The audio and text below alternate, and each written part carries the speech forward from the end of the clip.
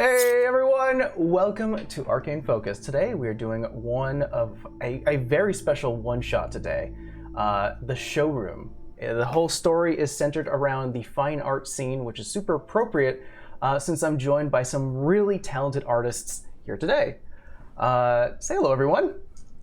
Hi. Hello. Hey, we'll go ahead and go down the line, give you guys a bit of introduction. You are all new faces to here, and I'm really excited to have you here. First, we have Aspen from Dungeon Journals. Hello. Please let people know where they can find your wares and what you make. We generally sell D&D campaign themed journals. Soon we have dice bags of holding coming out, and you can find us on Instagram at Dungeon Journals or at our website www.dungeonjournalgoods.com. Yeah, you should really check out our stuff. The Dungeon Journal looks absolutely amazing, like super handcrafted. Everything is really well made. Going from that, we also have Ari from Vecna's Laboratory. Welcome. Hi. Where can people find your wares and what do you sell? So I sell right now a Dungeons and Dragon dice organizer boxes. I also do like dice trays that look like spell books and like some pins, kind of just like everything kind of Dungeons and Dragons. And right now I am on Etsy at Vecna's Laboratory. Yeah, I saw the, you're actually rocking some of the pins right now, actually. I am. Yeah. I like that healing potion one. Thank you. It is my favorite too. Yeah. And next we have Titanfish Killer. How's it going? Pretty well. Really happy to have you here. Go ahead and let people know what you make and where people can find you. So I am a digital artist over on Instagram at Titanfishkiller, and I take commissions first week or two of every month and get them back by the end of the month. It's a cool process. Yeah, you have I've noticed that you have like these really cool, like a duality where you have like these really, really cute chibi arts, and then like these really super well made, like grandiose painting like arts, which looks really amazing. So Thank you. Please check her out on Instagram. Really cool stuff. And I think you also have a Redbubble, don't you? I do as well, yes. And there I actually just put up some Pride dice, is my most recent stuff, for stickers, magnets, things like that. Yeah. I think of every denomination too, right? Yes, I tried to get as many as I could, so. Perfect. And then last we have Theron from Cozy Gamer Dice. How's it going? Great. I'm Theron. I design beautiful and cute dice. I love putting lots of inclusions like bumblebees and mushrooms and flowers and things like that in my dice. I have over 700 different styles within this room. And you can find them at cozygamer.com, and you can check out my art on Instagram or Twitter at Cozy Gamer Shop. Really amazing to have you. And I know my wife loves your stuff. She has like, how many now? 3 sets. Probably more coming. I know we took a picture of the one where it has like the cat paw, or like maybe it's just like a normal animal paw, and she loves that one. Yeah. All right, guys. Well, before we actually begin with the story, one last shout out I would like to give. Shout out to Just Beat It. You can find them on Instagram at JustBeatIt21. We actually met up with them yesterday, and they made a few things for us, and I want to show them off. They got our logo, and they make bead art, and so they went ahead and put it on a canvas board, and I absolutely love it. And speaking of, oh my god, I love it, in a really Valley Girl tone, we have one of our NPCs, Gina Lee. I know probably our current faces here don't recognize her, but she is one of our NPCs. She's an Air Genasi, who's a very Valley Girl, very airhead. Kind of fits the Air Genasi vibe. But thank you so much, Just Beat It. Absolutely love your stuff. We have plenty of bead art off camera, but they're all around here now. But I think that's it for announcements. You guys ready? Yeah. All right, let's get started. Morning hits. A cool breeze passes by your window, and the smell of breakfast and coffee hits your nose as you wake up in the city of Trand, within the Baroque Inn. After a yawn and a stretch, each of you get ready and dress in your finest clothes for tonight's event, the opening of Madame LeBlanc's exclusive fine art exhibit, the Showroom. Located within the world-famous Color of Survival building, it's a massive honor, as Madame LeBlanc has been running this annual exhibit for over 400 years now, and the old gnome only invites those who lead the charge in the world of fine art. You've all been contacted a few months ago by Madame LeBlanc, and by her request sent a fine art piece that you've been working tirelessly for years on. You haven't seen where it's been placed yet, but that's what today is all about. She's asked you to wake up early in the morning to come by the showroom and to look, sort of give a okay at each wing that she's made exclusively for each piece that you've submitted. Also by her request, strangely enough, she's asked you to bring a bag full of your old equipment that you used to lug around when you were adventurers. Old armor, old shields, and weapons. Strange, but she's also sort of a strange person. Leaving your respective suites, bag at the side, you all convene downstairs. Now, some of you may have heard of each other. Who knows? Maybe some new. But regardless, you are led all downstairs to a singular table. Sitting down, some from across each other, you see men and women running back and forth, wearing white and black shirts, all with ties and bow ties, the women wearing black dresses, all of them carrying fine china, crystal glassware, and expensive silverware. The staff sees you, sits you down, and is doing everything they can to make you happy. You guys are the VIPs of tonight. A thin elven man steps forward. Good morning. My name is Novu, and I will be your waiter. Today's morning special is duck egg with truffle and wild mushrooms, smoked salmon, and finally poached hen's egg, waffles with lemon balm, and the such. Turns to you. Let's see here, Aspen, and your character. Would you please introduce your character, describe her, and finally give me your order? Right. Hello, I'm Juniper Kevik. I am known for my leather working, specifically a journal I've been working on, and I think I would like the waffles this morning. Excellent. And so to describe a little bit of your character, black horns circling backwards, you do see what it looks like to be like vitiligo, sort of a multicolor of pink and white tiefling. All right. Waffles. Perfect. All right. And Yes. turns to you, the secondary tiefling. Ari, could you please introduce and describe your character, and finally give me your order? Hi, my name is Victoria. I am also a tiefling, but probably not what you're used to. I do have kind of a reddish tint to my skin and also red horn, so, kind of, alarming to some people, but, don't worry about it. Let's see here. I'm fairly kind of new to the art genre.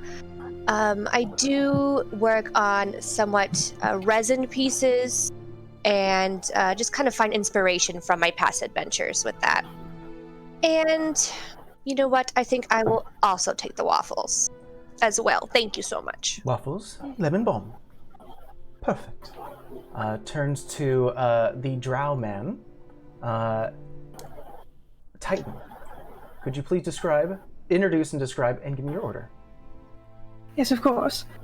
I go by many names, Lenore and Hanali the Great. Some call me Mr. Hanali the Magnificent, but you can call me Luno.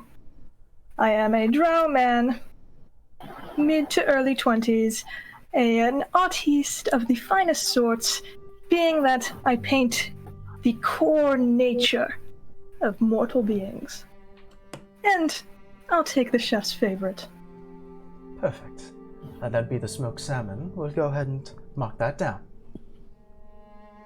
And then finally, turns to your character, Theron, a woman with sort of this bright, almost turning to whitish pink or purple hair, going down to about her chin down here. Could you please describe, introduce, and give me your order?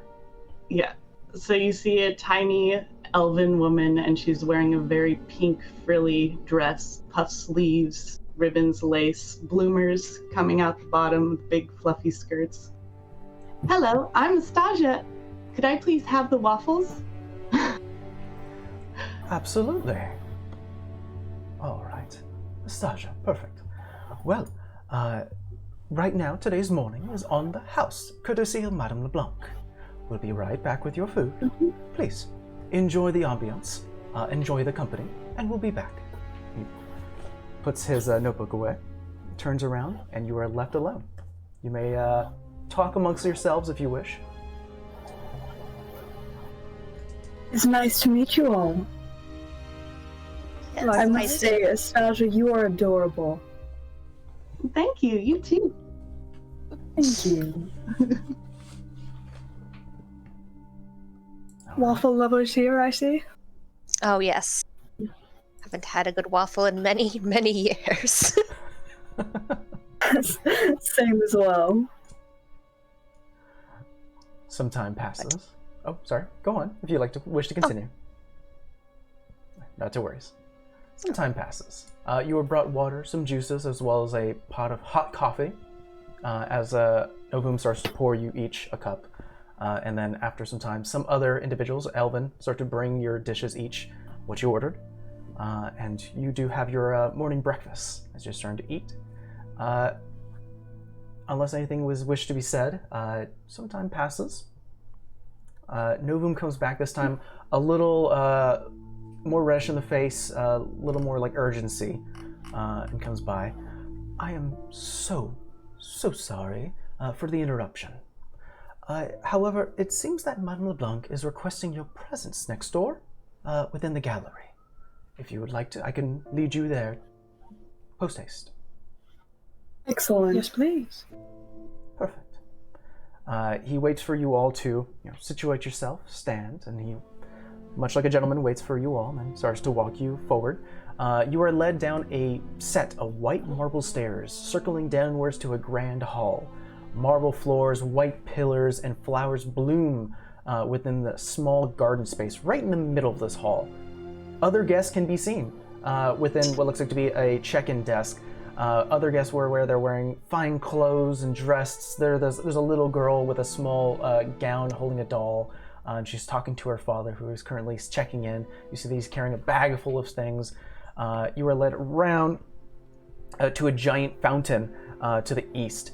And as you pass by, hearing the sort of the fall of water, you are led through a set of glass double doors that open up, and you are led to an equally large room, dome in shape. A large banner hanging above that reads "Madame LeBlanc's presents," and then in big letters, "The Showroom." And you do see on each side of the on each wall within this dome room is a large illustration of each of your faces, taking part on each one, holding up one of your pieces, each of your pieces. And then sort of down below does have your name. In addition to this dome space, there is sort of a central desk where you can assume a lot of like paperwork or sort of greeting of guests who want to go through the showroom are done. And there are small banisters and pillars that have these glass cases that hold up small little trinkets and art pieces, artifacts, small things that you would expect from sort of a large art room / museum. Standing within this sort of middle section is an old gnome woman. Wild white hair separated by 2 puffy afros with a red bandana over her forehead. Tannish skin, somewhat, and barely standing about 4'2". Though it seems that her really, really high heels are doing the majority of the lifting. Her black dress with a very bright red belt and very thick rimmed glasses sits upon her nose. You see her that she's currently has a long cigarette holder and then a cigarette at the end. She's looking away and she hears the door open, look to you all. My goodness, darlings! Ooh, I'm so glad you're here. I'm so excited for tonight. Yes, of course, I believe we all are. My goodness. She walks to each of you. You hear the clicking of her heels. She walks to you, every single one. Look at you. So exquisite. You look amazing. You look amazing. Ah, prim and proper, Lurin. Very nice. Well, It's so good to meet you, madam. nice to meet you face to face finally. Absolutely. Well, I had a bit of a last minute inspiration. I understand that you're all prim and proper, and believe me, I'd like to see that in the after party. But I had a bit of inspiration. And she points to the bags, and that's what that's for. I understand that each of you were adventurers at a point. I'd like to bring back those days of wild and unfiltered wanderlust. Weapons, armor, potions, and all. I want it all. There is a small changing room off to the left, if you may. Please, indulge me. As she sort of leans back and starts to blow, you see there's a bit of a confusion with her pipe. And... Please, go on. Alright. You want us to change back into our adventure clothing? Absolutely. That's where the inspiration of life and Hardic began. Traveling from world town to town, place to place. I want you to harness that. Finally, It's all part of something the show. comfortable. I heard multiple what? I said, finally, something more comfortable. Ah, there you go. And leaning over to Asa, say, it's all part of the show, dear.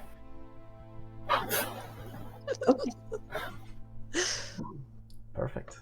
I assume each of you do that, or if anyone has any objections. No?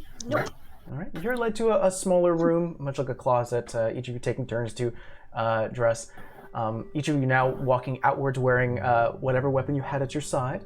I don't remember each of your equipment, but I know you do have weapons, as well as armor adorned. It feels nostalgic. It's been a while since you've gone adventuring, since you've shifted your gaze from, killing monsters and getting gold for sort of merchant work, or for coin. But now you're back into it, and it feels nice. Look at Like you. I never stopped. Look at you all! Well, you look wonderful. Would you like a grand tour? Ooh, yes. Absolutely. Perfect. Follow me. You are led. You're led west, northwest, down this sort of curved hallway. You saw the hallways. There were two of them up north, but unfortunately you couldn't see further down them since they curved so with a wide berth. But as you start to walk, you hear the sound of her clicking heels on the marble floor going around, and finally you are led to one large room. Let's see here. You are led to a large white room with numerous walls that split this entire space, making different sort of mini rooms, somewhat. Handcrafted boxes and trays, and small intricate pins could be seen within glass cases throughout the walls. Even some dangling on hooks and wires. And smack dab in the middle of this room, propped up by a stone pillar that goes up for about 3 feet, is a large case holding a gelatinous cube in about 1 foot by 1 foot high. Practically photorealistic. She turns to you, Victoria. I hope everything's to your liking, Victoria. When I saw your piece, I was frightened half to death. I thought you actually sent me something that was going to kill me. Why, yes, it is quite marvelous. Brings back lots of wonderful memories, that cube. Yes, so I'm happy to, invoke some feelings in others as well. It certainly rocked me to my core. It absolutely did. Yes. She slaps her thing down. God, this thing. Well, is everything to your liking? We can definitely put a little more color into this if you wish. Maybe something to complement the cube? I think maybe a dash more lighting from underneath to kind of give it that glow. Perfect. A bit of a glow. And she starts to bring out a small notepad, starts to write. Well, that can be done quite quickly, so we'll get started on that. Perfect. Well, are we ready to continue? Perfect. Certainly. She leads you on down a sort of another hallway. It almost feels like you're going in a bit of a circle as you are led to a second room. This one, the hallway opens up to a room full with crystal and gems. Some protruding from the ceiling like stalagmites and stalactites, also from the floor.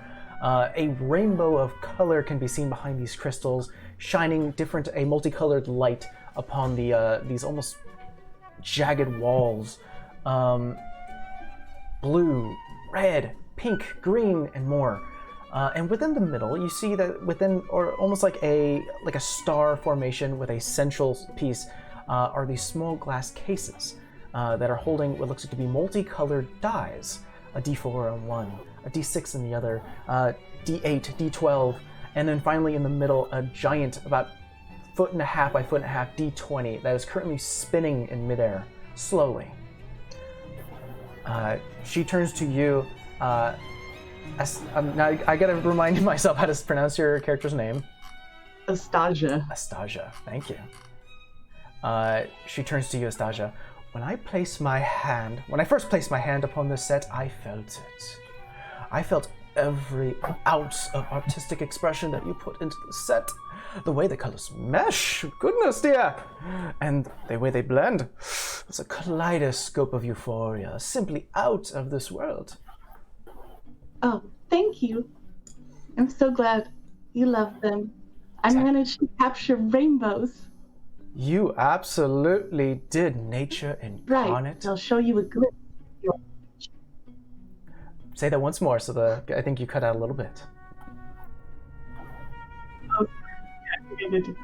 I managed to enchant them, so if you spin them just right, you'll get a glimpse of your future.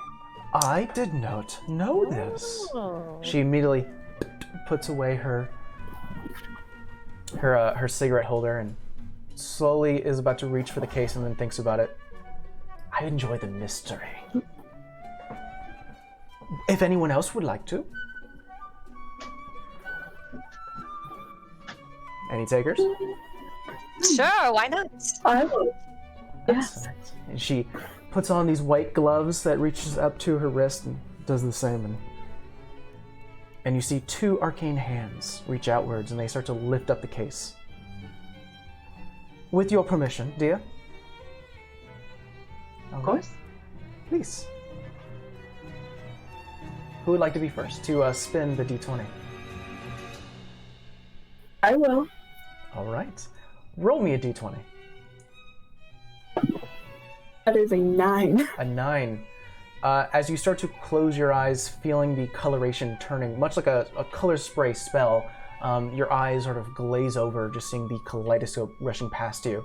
And you get a glimpse of it's hard to see as the color is currently blinding a little bit. A cat? Bangled, maybe. And then the whatever effect was upon the die has left.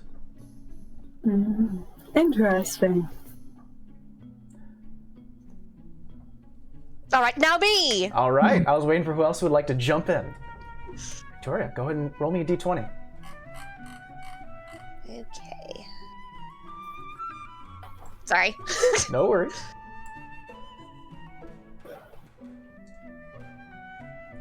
Is this not rolling? Oh my god. 16. 16. As you see the same coloration rushing past your vision, you start to see something a little more clear now. Almost like a sea of green ichor. And then almost like a bubble floating from the top. Strange. But as you look around within this sort of quick vision given to you by the enchanted die, you see white walls, and then You're left out. Okay. Interesting.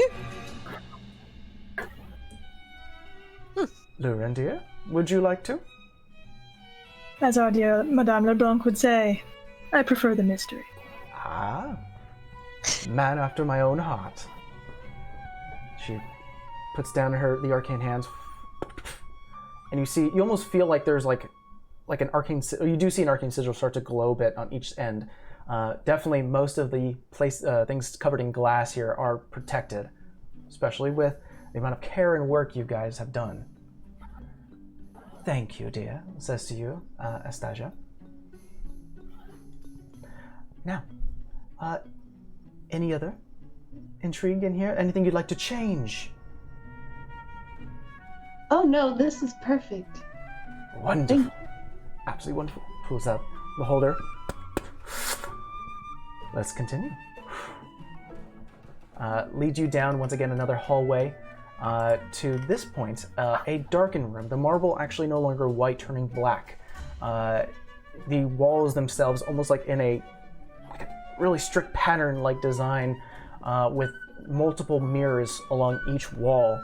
As you walk in, you are led by, you are sort of guided by a white marble straight slab that goes across this entire room. So it's a black marble floor with one strip of white that goes across, leading you to a very, very lit golden picture or a painting frame.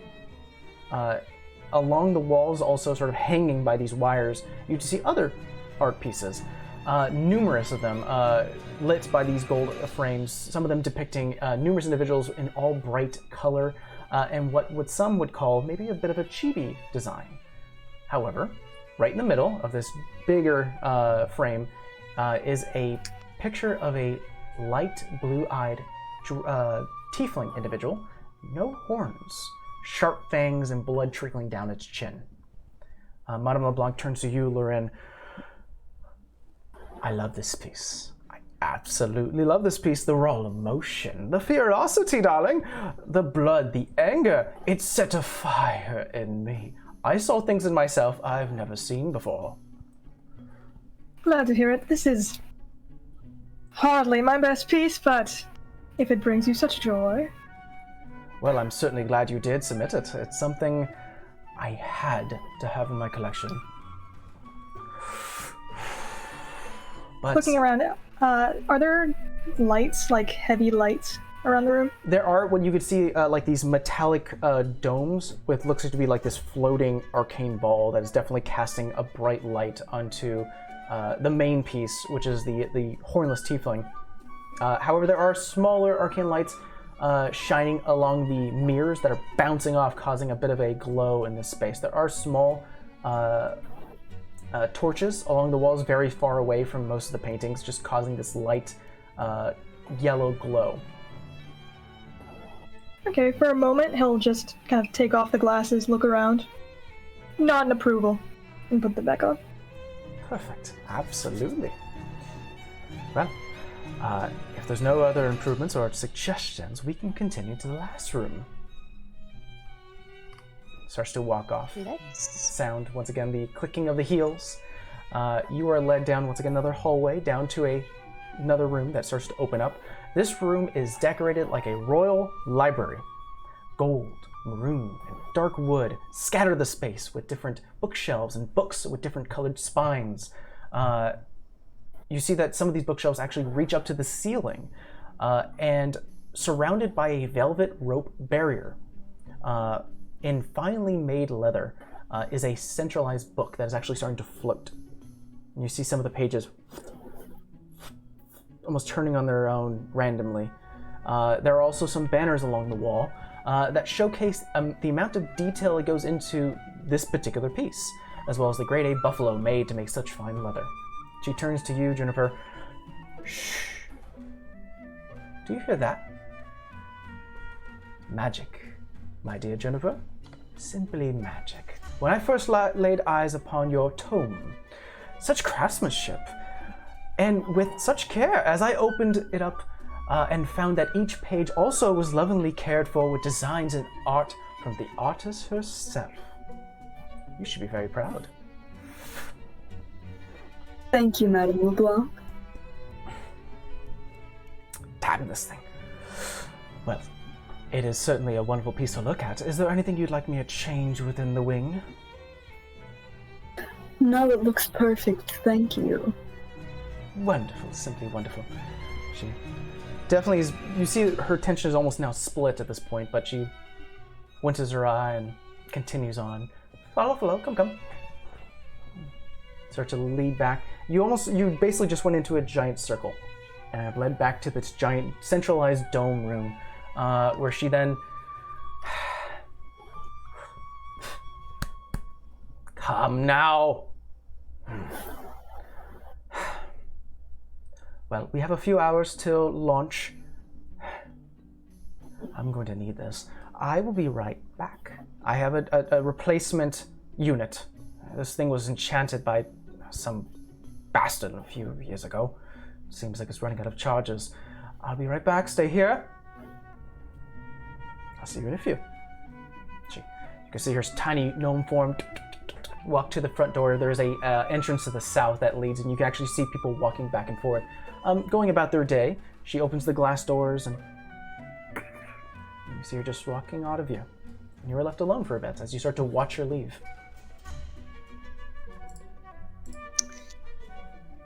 She seems interesting. Quite eccentric, I think. Yes. I have a nagging feeling that for some reason she would despise capes. Can't imagine why. They're so charming. I don't know, it's just a feeling I have.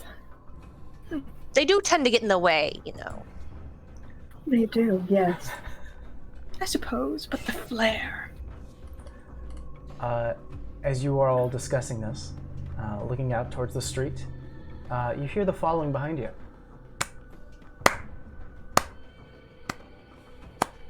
You turn around quickly. What you do see, almost not fully there, hinted by a bit of green, a tall individual, about 7 feet tall, fine dress clothes, red with a bit of an ascot, prim, proper fur along his hands and face, with stripes, and a clear vestige of a face of a bengaled tiger. Oh, have you been there the whole time? Hello there. Goodness me. You are all quite talented individuals, indeed.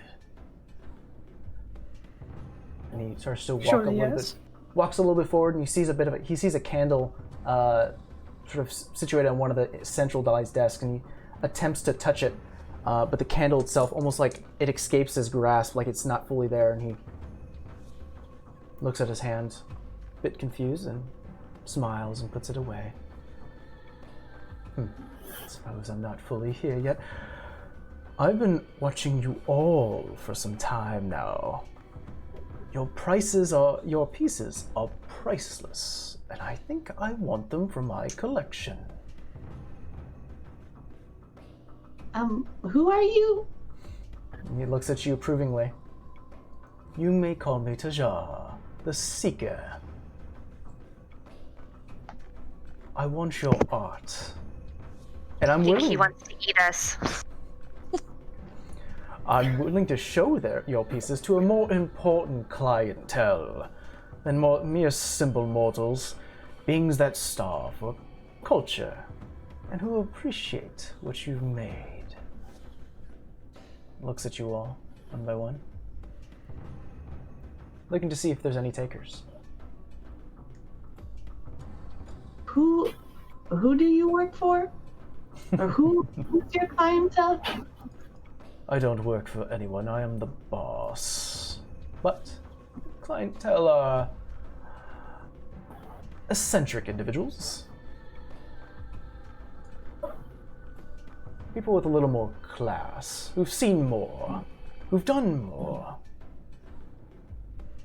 Isn't that worth more? Having your art appreciated by those with a better grasp on culture? Yes, depends on how deep those pockets are, though. Has Luna ever met this guy or heard of the Seeker? You would probably have a better chance of it. Go ahead and roll me a history check. First roll of the game. Besides that d20. I think I chose the correct one. That's a total of 16. 16. You haven't heard of the Seeker.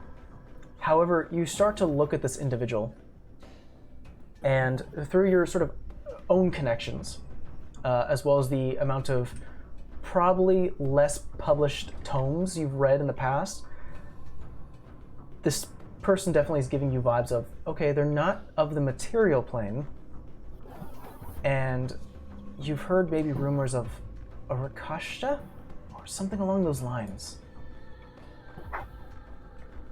And you start to get an inkling that maybe a bit of a fiend, a fiendish type. Smiles at you all. How deep in my pockets? Oh, an ocean's worth. See his raise up his hand. Out of a brimstone and fire, a contract is born, black leather with white writing. He lays it on the table, now becoming corporeal, and he, out of one of his whiskers, turns into a quill, and he sets it down. I simply want your art. That's it, that's all. I'm in. Perfect. You sign.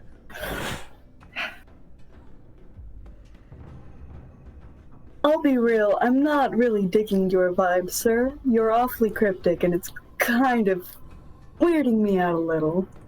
You see him sort of slump a little bit. Oh, Juniper, that makes me sad. Loren, what do you say? Well, kind sir, you see, I know your type quite well. And while I mean you no insult, what's mine is mine. Gives you a bit of a, like an investigation look, somewhat. Reading you. Turns to you, Stasia. Dear, tell me that you wish to have your art presented to more than just material, the material plane. Can I look at that contract? Allows you to look at it. What languages do you speak? Good question. Is that in feature?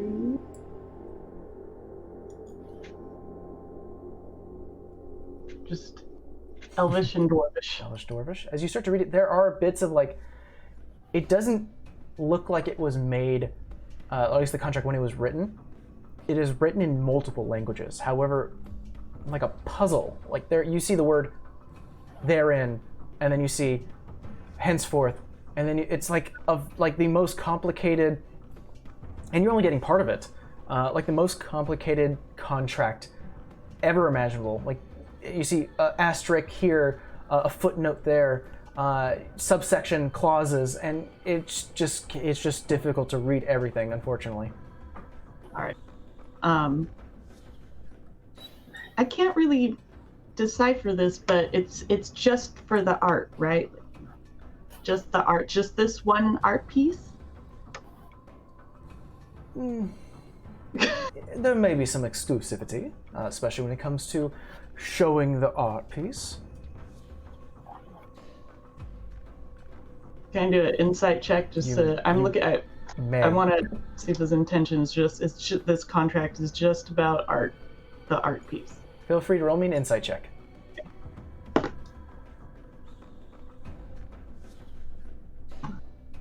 19. 19.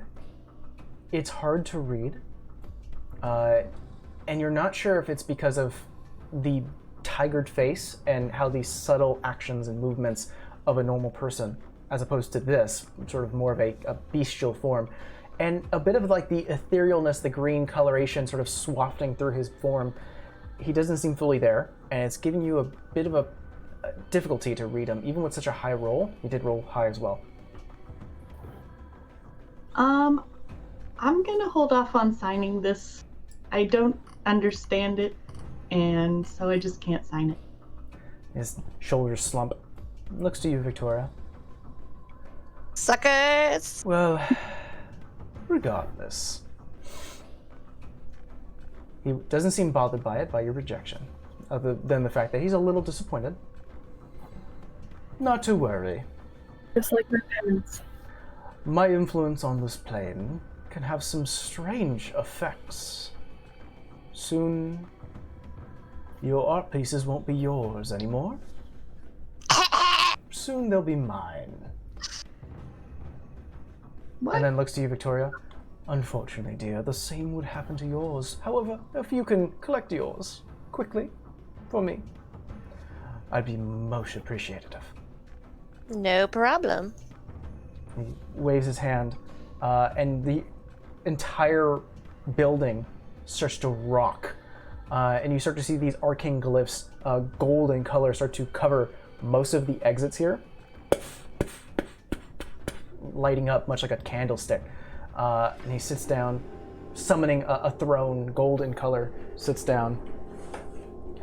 Victoria, dear, if you can collect your piece for me, I'd be very appreciative. You got it. It is kind of heavy, so I might need some assistance. Any way you can. Unfortunately, I cannot. He reaches out to his claws. Here, why don't I give you a hand? Why, thank you. Okay, here we are. 1, 2. Well, right now Three. you're in the centralized room. You're in the Oh, just centralized. kidding. So you do need to get to the first. You have to go down the hallway to the first room. All right, then come with me, my dear. All right. I'm assuming everyone sort of follows along, not wanting to stay in the same room as this bangled individual. Definitely. As you start to make your way there, the entire room starts, like the hallway in this entire building starts to shake and twist. You see bits of crumbling marble, cracks starting to form as you step. As you enter in the first room that you just entered in previously, the entire room is warped, twisted. The white walls that were sort of separating bits and pieces of this entire room have fallen over and are starting to float. And you start to look down and what they're floating on. It looks like a green substance moving like a wave. You hear bloop, and you see a bit of a growth in this green ichor. Slinks down. And as you look further in, you see that bits of those pins and those little small trinkets are starting to float, then sink, and then float, like something is pulling them and pushing them. Finally, the cables that were holding some of the art pieces are just dangling, just wafting in the wind as there is a small opening letting in some air that is currently pushing these down. And in the middle, within that stone pillar in that glass case where the gelatinous cube is, it is currently floating. And you see, like it's cracked a little bit, and it's just spewing out this green ichor. Just everything is starting to flow and fill this room with whatever this green material is. What on earth was in those waffles? I honestly don't remember, and right now I think those waffles are kicking in because this seems They must insane. be. Well, altogether possible. We'll just kind of like take a step towards the way they were going, just a little bit back. Victoria, darling, you do know you just signed a contract with a fiend, yes? Wouldn't be my first. Fantastic. I just wanted you to know, in case all of us end up dying, I want that to be on your conscience, not mine. Got it. But also, I'm not touching that. That's fine. I think, maybe he can do the lifting now that he can do all this, or maybe something. I don't know. Maybe we can get him to lift it or something. Yeah. All right. Well, right now, what is the scene once again to you is that the entire floor is moving and shifting. Some of the walls have tilted downwards, making small platforms, along with cables that reach down to about 5 feet, where you can sort of grab them onto. Yeah, currently they are starting to shift and move, bouncing into one another. You're currently standing on stable ground, but as you enter, if you want to enter in the room, you would have to jump onto one of the platforms. Okay, can I kind of like... So, Victoria, Yes? how invested are you in fulfilling this contract? Like everything, it kind of depends on my mood for the day, or, you know, I mean, I kind of want to see where this goes, you know? So... That's fair. I'm gonna go ahead and see if I can hop on one of those platforms. All right. Make me an acrobatics or athletics check.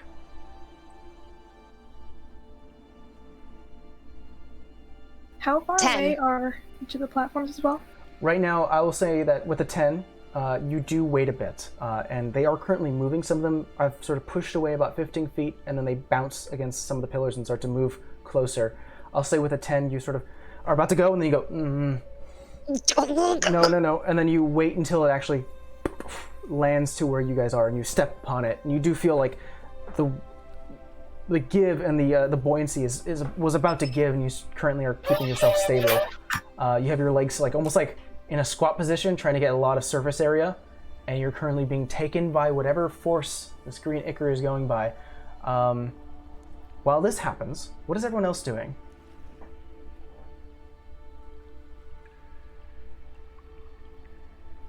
Okay. I will follow after her, just because we'll see. All right. Let's go. A good question is, do you want to step onto the same platform or wait? I'm feeling risky. Let's go on the same platform. Yeah. All right. Make me an acrobatics or athletics check. And finally, Victoria, as she... Well, we'll see actually what happens. All right, jump ahead.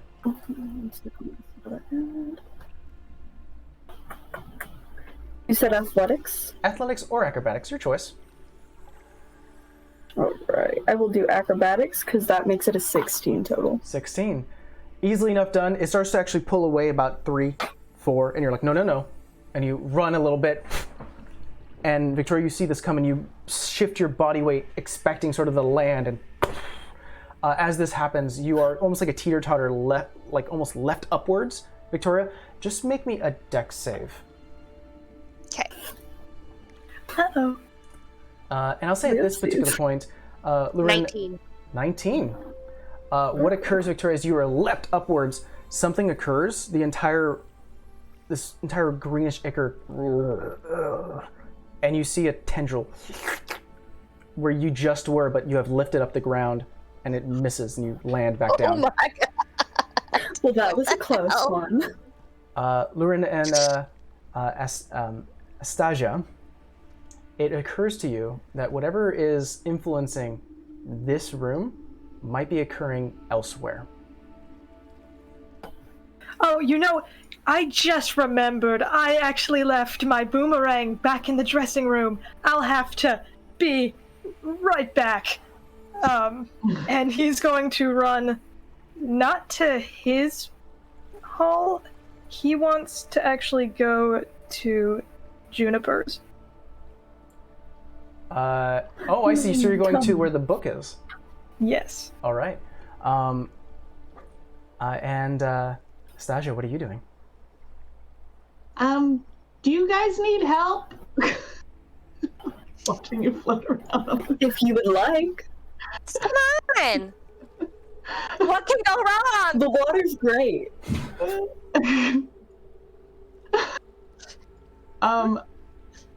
I could make a floating disc, if that would help.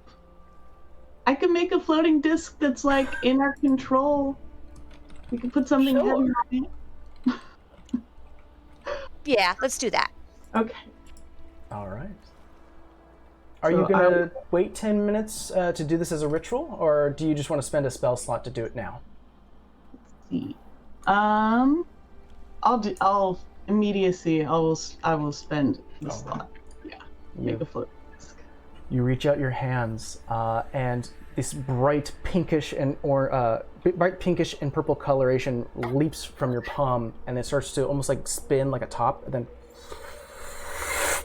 grows into, I believe they're 3 feet in diameter, and they float, and they sort of stabilize there. Yeah. I believe when it comes to this is that they are always 20 feet away from you, so I don't believe you can jump on it, but you can definitely have it like almost like a like an arm's length. You can have it shifting away 20 feet.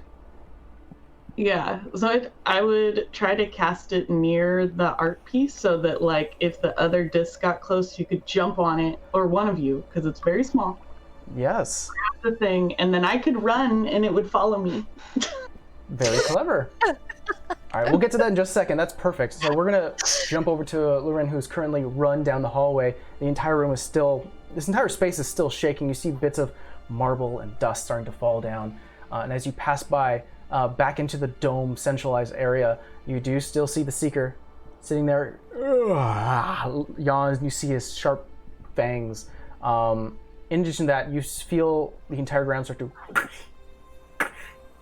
and everything's starting to get warmer, and you start to see almost splits and tears within the floor, and you just see fire starting to engulf the space. But you can rush past him into the other hallway, if you wish. Would running past him entail being seen by him? Yes, he is currently like situated in a place where he's like if he was sitting here, the hallways are behind him, and so you'd have to run in front of him to get to the other space. Okay. But the entrance are like this. He'll go ahead and cast invisibility on himself then, Okay. and quickly scurry across. And like as he's running across while he's invisible, he just kind of like looks over to him and flips him off.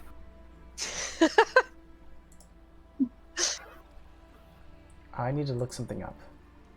Oh no. That's never a good sign. Oh no. Oh yeah. Oh, Coming Are back. you doing this stealthily? that is the hope and intention, yeah. Roll me a stealth check. Okay. Oh no. This is gonna go great. 18? 18. Yeah, you start to dip between the centralized desks, a bit further away from the Seeker as he currently yawns, looks around, scratches a bit, and then he reaches for a cup and it just falls out of his grasp, not fully there.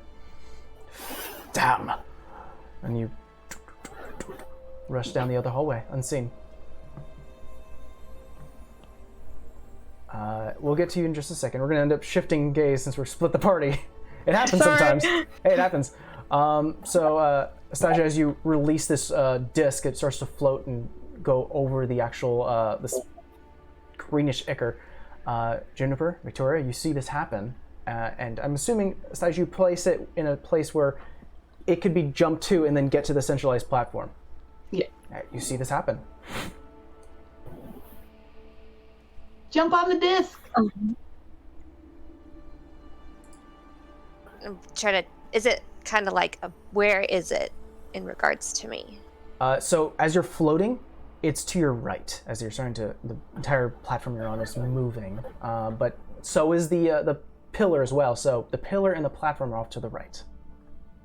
I would say it's about, if you wait a bit, it'd probably be about 5 feet away. Okay, let's give it a minute to come around. Okay. Yeah, you give it a second, it hits into the one on the wall and starts to move closer. Bounces off to a point where you think it's about 5 feet. All right, I'm gonna go ahead and try to jump. All right. Roll me an athletics or acrobatics check, this time with disadvantage, mainly because you are not landing on a safe 5-foot platform. You're landing on a 3-foot platform, a little more difficult. 16. 16. Pretty good. That was a disadvantage? Yeah. Damn, girl. Yeah, so you land on it, and quickly enough, you actually use that momentum, and with your one leg on the platform, bounce, and almost like a springboard, land onto the pillar, grabbing onto little bit of footing that you do have, the glass case just a little bit above your head, just spilling out this ichor. As you grab onto the pillar itself, make me a dex save. Okay. And Juniper, you need to do the same, as the balance has almost dipped you a little bit into the green. I got a 9. 9? 14 total. 14 total. You quickly shift your body weight, Juniper, just to make sure that everything is balanced correctly. As you see another tendril reach out and just miss you. Victoria, however, as you currently are grabbing on close to the source, everyone sees this. Unfortunately, you don't. A tendril whips you from the back and deals 2 points of bludgeoning damage. Oh shit.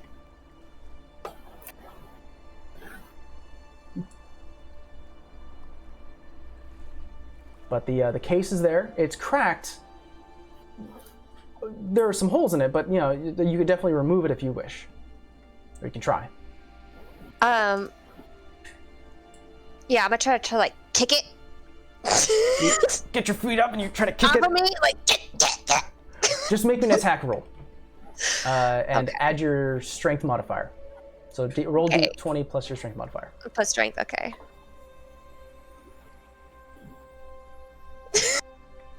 It's gonna be interesting.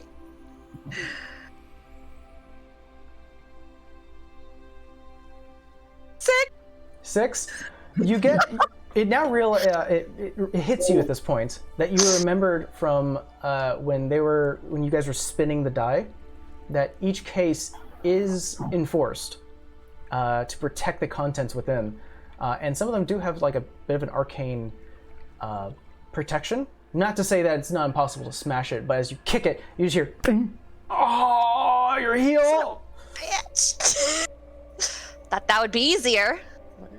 You can try again if you wish, but we're going to give some more people some time here. Stasia, what would you like to do? As you're currently standing on the outside of the room, just watching all this happen. Let's see.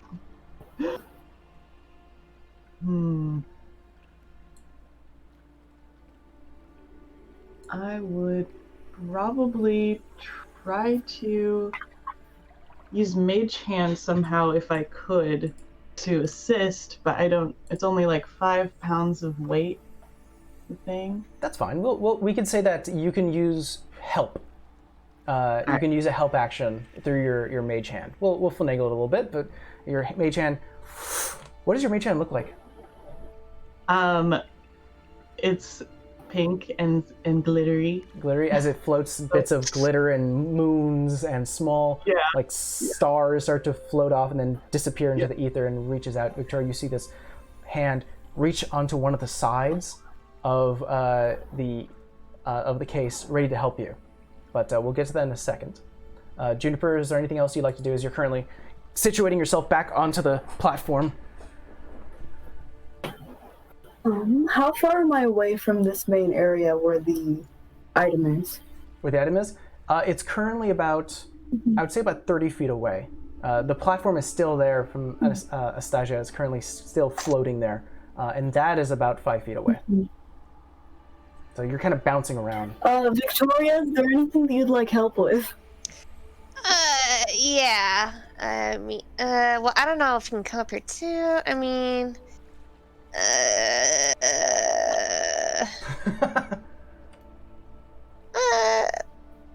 sure. I guess. You wanna hop on up here? Okay. Make me an acrobatics or athletics check with disadvantage.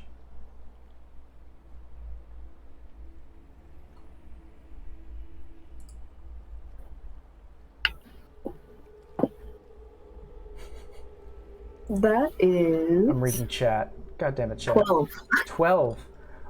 You do make it onto the platform. However, as you bounce off the, using your momentum to jump off of the floating disc, and then jumping, you grab onto the pillar. Victoria, you have to quickly, like, almost shift your body to make sure that she has room and grabs onto it. However, your foot does dip into the green ichor, And without, unfortunately, having to make a save, you do take 4 points of bludgeoning damage as something grabs and almost crunches down onto your ankle.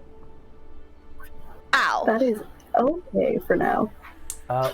Before we move forward, we're going to switch views here, as we currently see the drow figure of Lurin, who's currently running down the hallway, things still shaking. You are entered once again into the room you would house, what's it called, Juniper's book. However, this is the scene you are brought to.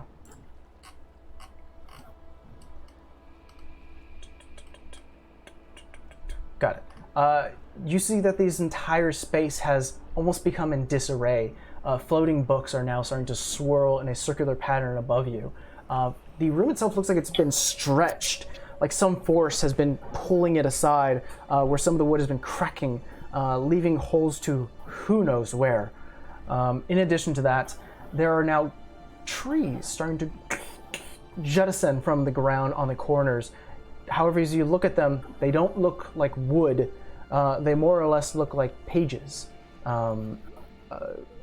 Something out of like cow skin. It is grotesque, moving, pulsating. However, the book is currently still there, surrounded by the velvet borders. Just floating. How far away is it from where I am? Currently, you're about, I would say, about 40 feet away. Okay, and is it like the other room where there's like platforms moving around, or is it like, can I just walk to it? You can just, I mean, with careful footing, you know, and we can definitely say that you make sure you don't step on any of the obvious holes in the room, but you can definitely walk, or you assume so. Okay, I'll walk like 10 feet into the room, Okay. and then I'll also cast Mage Hand and try to lift the book. Before that happens, before you even get to the 10-foot range, within about 3 steps, the books start to almost become like a tornado above. You feel a bit of wind pushing around you, and then finally, these pages from all these different books from the shelves start to rush towards you. A 8 to hit, and Nope. a unnatural 20 to hit. Yeah. You take 3 points of slashing damage as a paper goes across your cheek. And now it's almost like a mad dash. What do you do? Okay, saving spell slots. Still just going to try to cast Mage Hand from where he is Okay. to try to lift it. All right, and what does your mage hand look like? These would be like almost shadowed hands with gloves encasing them. Nice. Yeah, almost like the shadow that you're currently casting starts to form upwards towards your chest down to your arm, and then almost like casting his own shadow in midair, reaches forward, a glove starting to form as it pulls away from you. And it rockets towards the book itself, and as it starts to get close, the book actually starts to circle around, and I just need you to make a perception check as it starts to interweave within these circling books above you. Is it in bright or sunlight? Bright light or sunlight? No, not in this space. Okay. Well, yeah, okay, that's still a 11. Not to worry. You're trying to keep an eye on it. It gets lost for a second, and you find it, and then it loses it again. Unfortunately, it sort of escaped your vision. You are fully aware that it's somewhere up there. Just hard to pinpoint at the moment. In addition, as that is happening, all right, a 9 to hit and a 15 to hit. 9 does not hit. Can I reaction cast shield? You may. As a page flies downwards from one of the many books above you, it reaches down. You dodge it to the right. You see another one coming, and you almost like a opaque black shadow appears above you, and it actually starts to crumble and then burn as it just sort of turns to ash on the opposite side of your shield. All right, we're going to put that onto a pause. Shifting gaze back to our ooze friends here. We have Juniper and Victoria still upon the pillar, the stone pillar, with Astasia's Mage Hand currently grasping onto the side of the case. What would you guys like to do? If we can get a clear space up there, I can Misty Step to the area. Okay. But there needs to be somewhere for me to land. Let's see here. Astasia, do you think you would be able to move the, like your disc? It's immobile. It like follows me, but I can't control where it goes. Yeah. Okay. Let me look at what spells I have.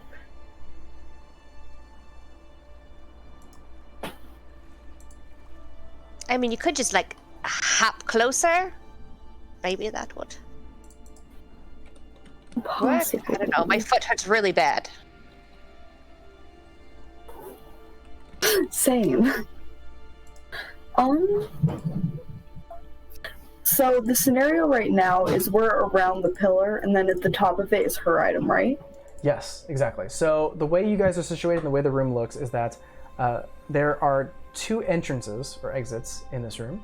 Currently, Astasia is currently staying at one of them on the edge, safe for now.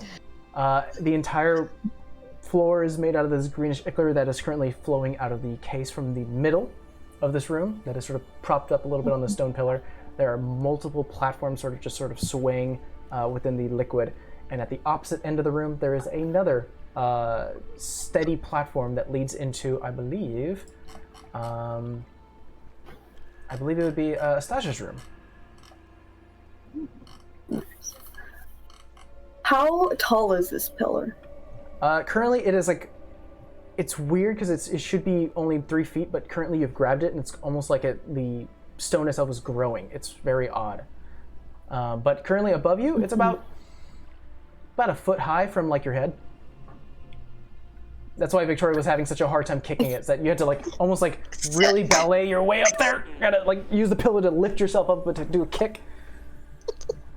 Something we could do is I have 30 feet of rope. We could tie me around the pillar, and then I could help hoist you up, so like we can get the box off and get your stuff. Okay, and then I won't, like fall into the ooze. Yeah, and since I'm tied, I can like actually help hoist you with both my hands and not worry about falling to my death. All right, let's try that. All right. Just for the Okay. sake of argument, it's not going to be a high DC, but Juniper, as you start to tie the rope, just roll me a sleight of hand check to see how well you do the knot.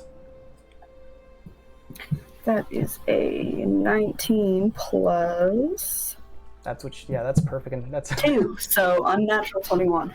all right. Yeah, you expertly enough, and this is like a rush from the old days when you were venturing. You just tie yourself, lift Victoria. Victoria, you are currently chest level at it, and you can look over it, and you can grab onto the box as well. All right.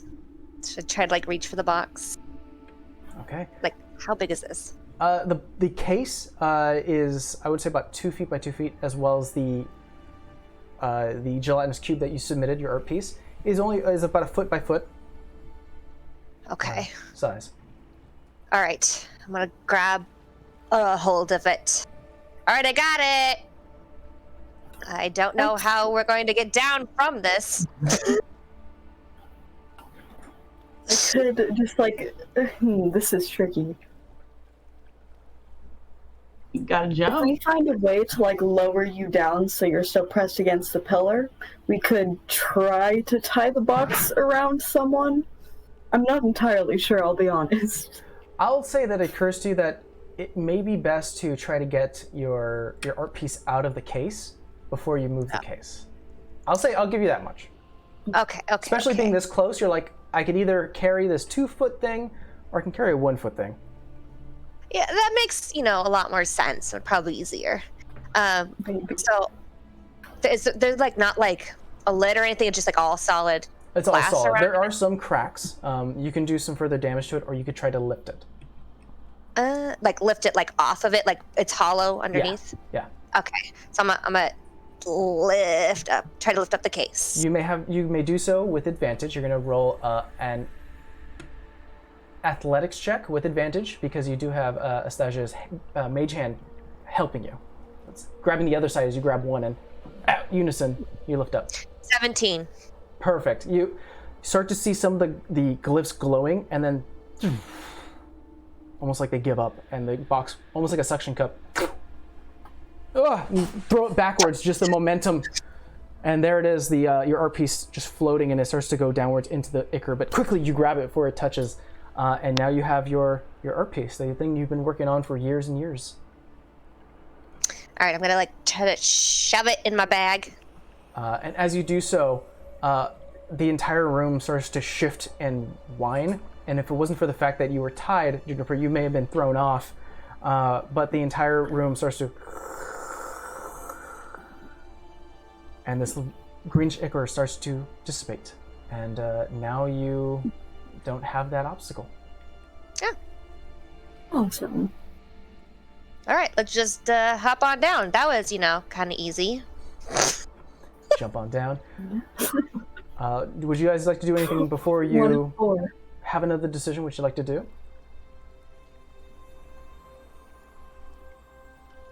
I want to untie myself from the pillar. You want to get down from where you are? Yeah. All right. And sorry, what was that, Juniper? What did you say?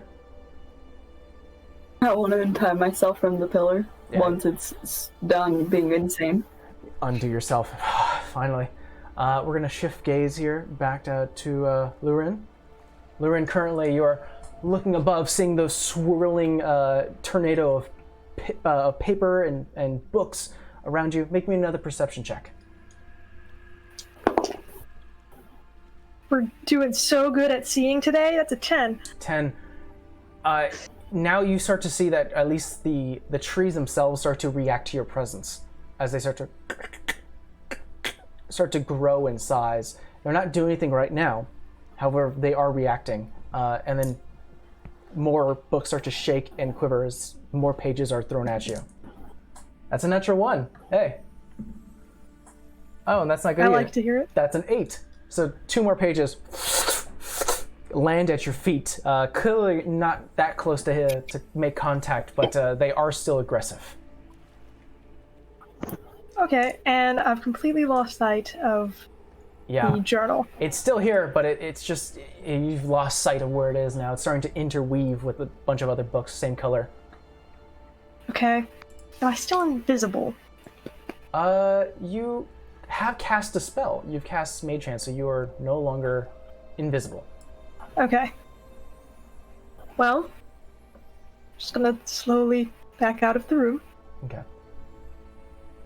Not worth it. Alright. And stand there for a minute and rethink my life choices. As you do. Not a good spot. Alright. Any decisions you'd like to make right now? What is the size of the room that the Seeker is in? Oh, actually, I could probably get you... Oh, no,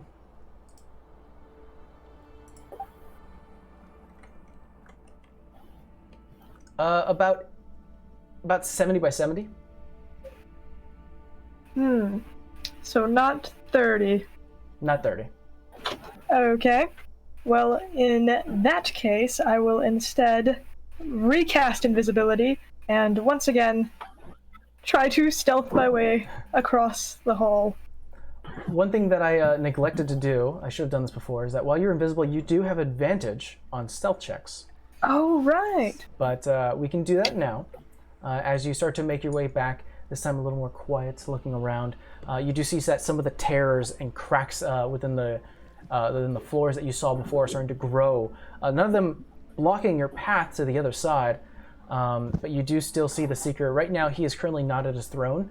He's currently near the end, like sort of the middle space, just looking at some of the lights, intrigued, and you see him sort of humming to himself, looking at the banisters with your illustrations.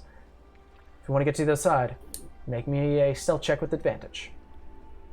Okay. That's a natural 20. You actually start to dodge a little bit of the cracks.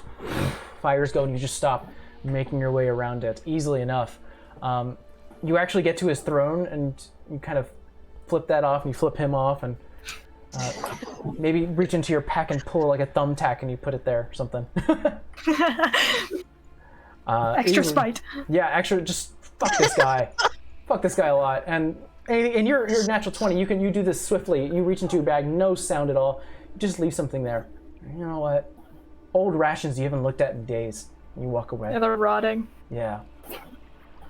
And so you walk down. This time the entire space is still shaking, but as you finally make your way back to the other room, unfortunately the rest of the party doesn't see you because you're invisible. But you do see that the greenish ichor has now dissipated. And Juniper, Astasia, and Victoria are all convening with one another, sort of congratulating. You see Victoria holding up her art piece, sort of showing it off, and puts it into her bag. I will drop invisibility. Oh, well done! Congratulations! Sorry. Yes, I forgot my boomerang back in the dressing room. Why were you invisible to grab a boomerang? Oh, you know, when you're famous, the paparazzi, they won't leave you alone. I suppose. Anyway, why don't we get going together as a group without splitting up? At this point, actually, everyone just roll me a perception check. As you're still standing in the middle of this room. Except for you, Loren. Actually, you don't have to. There's going to be a thing here. 19. 19. And I've been calling you Lurin. It's Lunarin. My bad. 19. Oh, good. 12. 15. Stasia and Victoria, you notice very early on that Lunarin has a paper cut across his cheek. Some damage was done. What happened to your cheek? Oh, what do you mean? Did some of the foundation rub off, or? Maybe a shaving accident or something?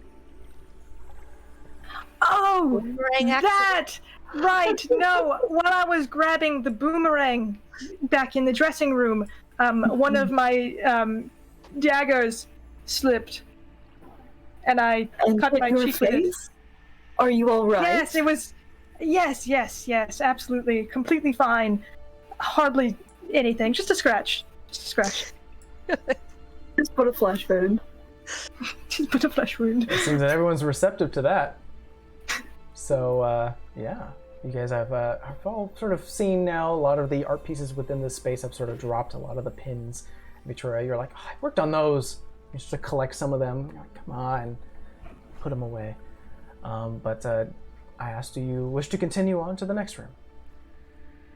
Yeah. All right. The space itself is still shaking as you continue going, this time through the other exit, down another hallway, white marble, bits of torchlight lighting the way. You are finally led as the hallway opens up to the room where it does have all the crystallization around. Let's see here. I know I have it written down. Yeah, here he goes. The stalagmites have sort of almost grown in size, covering the edges of the walls.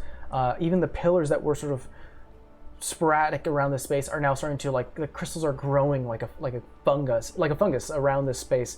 The different glass cases that were in the center of this room that housed a lot of the dice, Astasia, have cracked and has now covered the entire floor, sharp ends sticking out and jagged out elsewhere. In the middle of the room is that D20 now starting to spin faster and faster. Everyone smells the scent of like almost metallic, and then like eggs. It's really bad. Something like sulfur. Just make me a perception check, everyone. I hope that's not our lunch.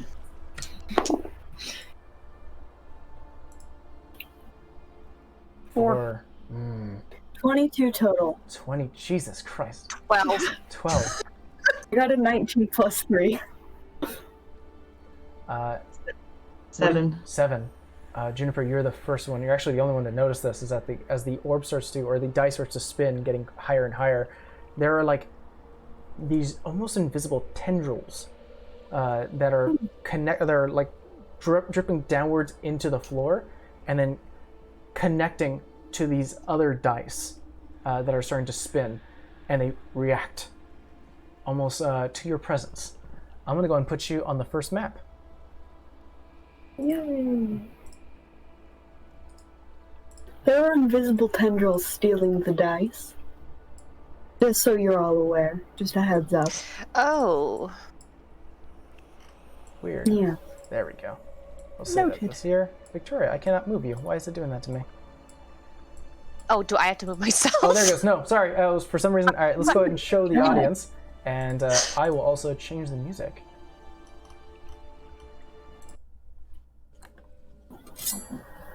All right.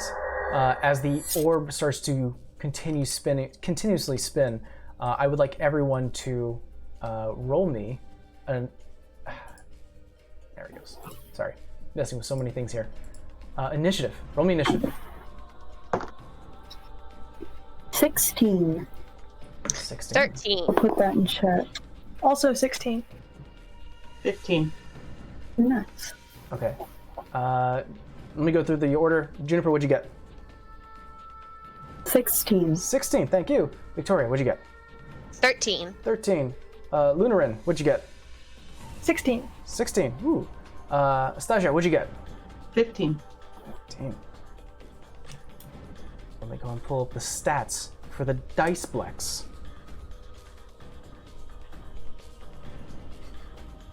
And for those who tied, Juniper and Lunarin, what is both of your Dex modifier? +2. Plus 3. Lunarin, that means you go ahead.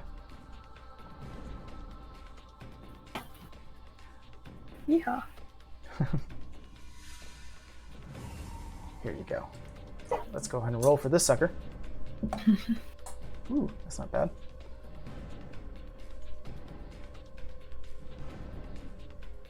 All right, first up, that would be Lunarin. As you look upon the entire space itself, glass upon the floors, the growing crystals along the walls, and this spinning D20, different multicolors starting to spin off of it.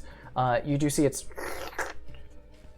starting to connect with the assistance of Juniper through these invisible tendrils to these two floating D4s.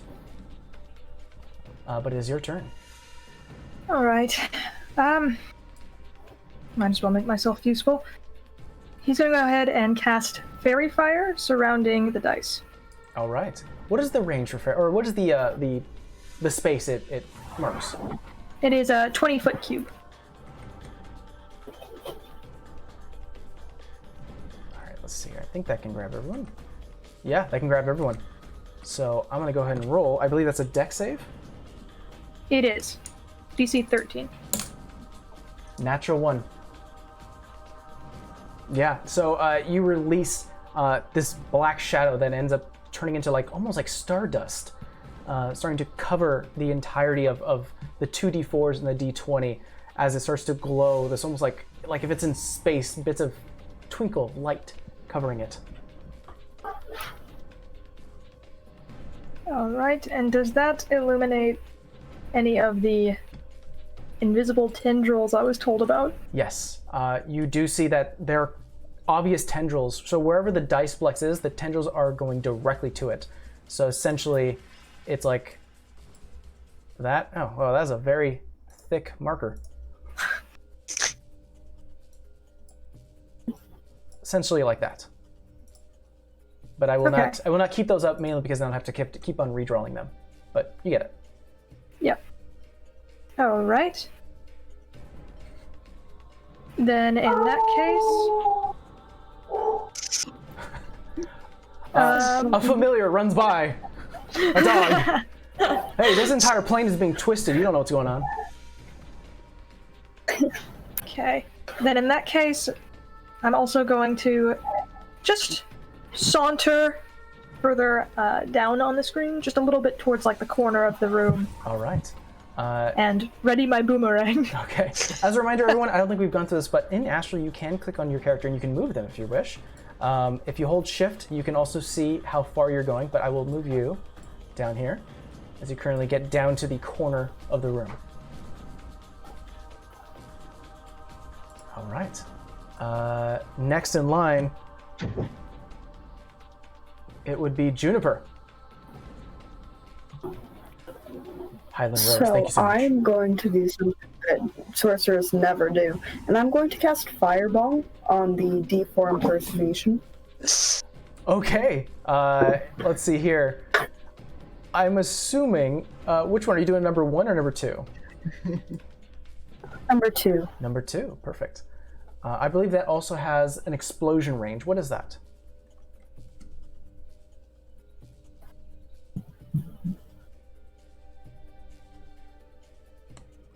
Is it 20 feet, 10 feet? It does not say. Let's see here. Fireball. It says you hurl a mote of fire at a creature or an object within range. Make a ranged spell attack. If anything is flammable on the target, then it ignites. Perfect. So it says each creature It's in a fireball, 20-foot not radius. fireball. Mhm. So, right, it misses Luno barely, but it does hit everything, which is perfect. It also misses Victoria. It'll hit them all. Hey, look at that. All right, so it needs to make a dex saving throw, which it'll do now. It was a spell attack because it's firebolt. Oh, Firebolt. I'm sorry. I thought it was Fireball. Okay, so That's go ahead and okay. make me a ranged spell attack. Yes, I actually and if it's just on the rolled tendrils, it should have advantage because of fairy fire. That's correct. I rolled an 18 plus 6, so it's 24. Roll me damage. So it's fine. Yes. Okay, let's see. That's 1d10. That is 8 fire damage. 8 fire damage. All right, let me double check here. Perfect. Yeah. As you release, this ball of fire reaches outwards and actually strikes the D4. The coloration starts to burn, and it is gone. Nice. Actually, what I'll do... Yeah, perfect. The dice itself turning into ash. Currently, the first D4 and the Diceplex are still affected by the fairy fire. But that is your action. Would you like to do any bonus action or movement? No, I'm good. Okay, you stay behind near the doorway, moving down to Astasia. It is your turn. All right. I will also cast Firebolt at the D4 impersonation. Okay. Make me a ranged spell attack with advantage.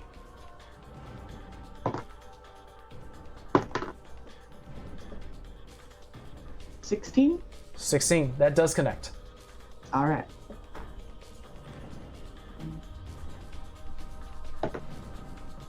Nine. 9 points. Much like the first one, the D4 takes the impact. The coloration starting to burn away the multicolored vestige of this thing, and it starts to turn to ash.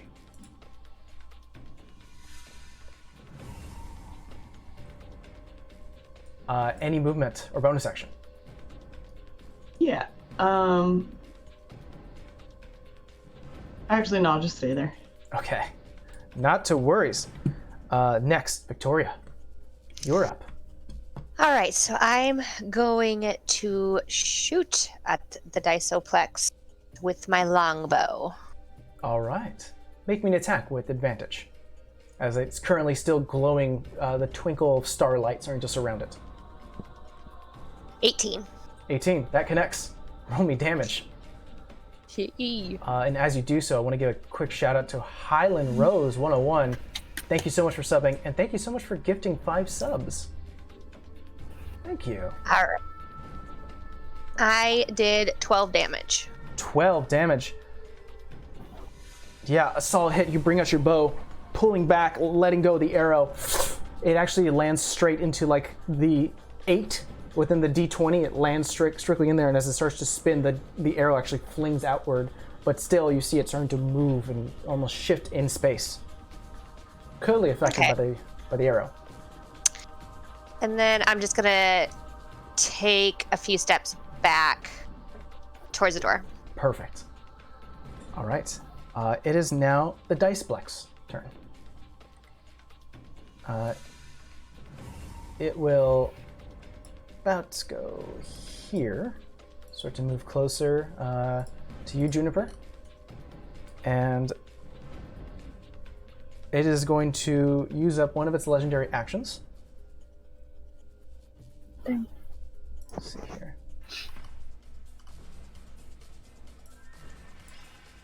And this sort of ickish, sulfur-like smelling tendril starts to whip out, barely visible, but due to the amount of glass and shining light, you are seeing a bit of a glimpse of it as it turns into a D4, and through that D4, it actually, instead of attacking you, Juniper, it actually attacks you, Victoria. Ah! Psych. That is going to be a 17 to hit. Yeah, it hits. That does not that much, 3 points of damage, as a pseudopod whips outward and smacks. As it actually smacks you and latches on, you almost feel like suction cups onto your hand. And I need you to make me a wisdom saving throw. Okay. Those are the best. 13. 13. Unfortunately, that's not enough. But you now have disadvantage on the next attack roll. Okay. In addition to that, as it starts to absorb what you can only feel like memories. Like now you're thinking back, you're like, how long did it take me to make that art piece? No. I don't, was it 2 weeks? No, it wasn't that, it was years, right? And you just can't remember. The D4 starts to evolve and grow bigger.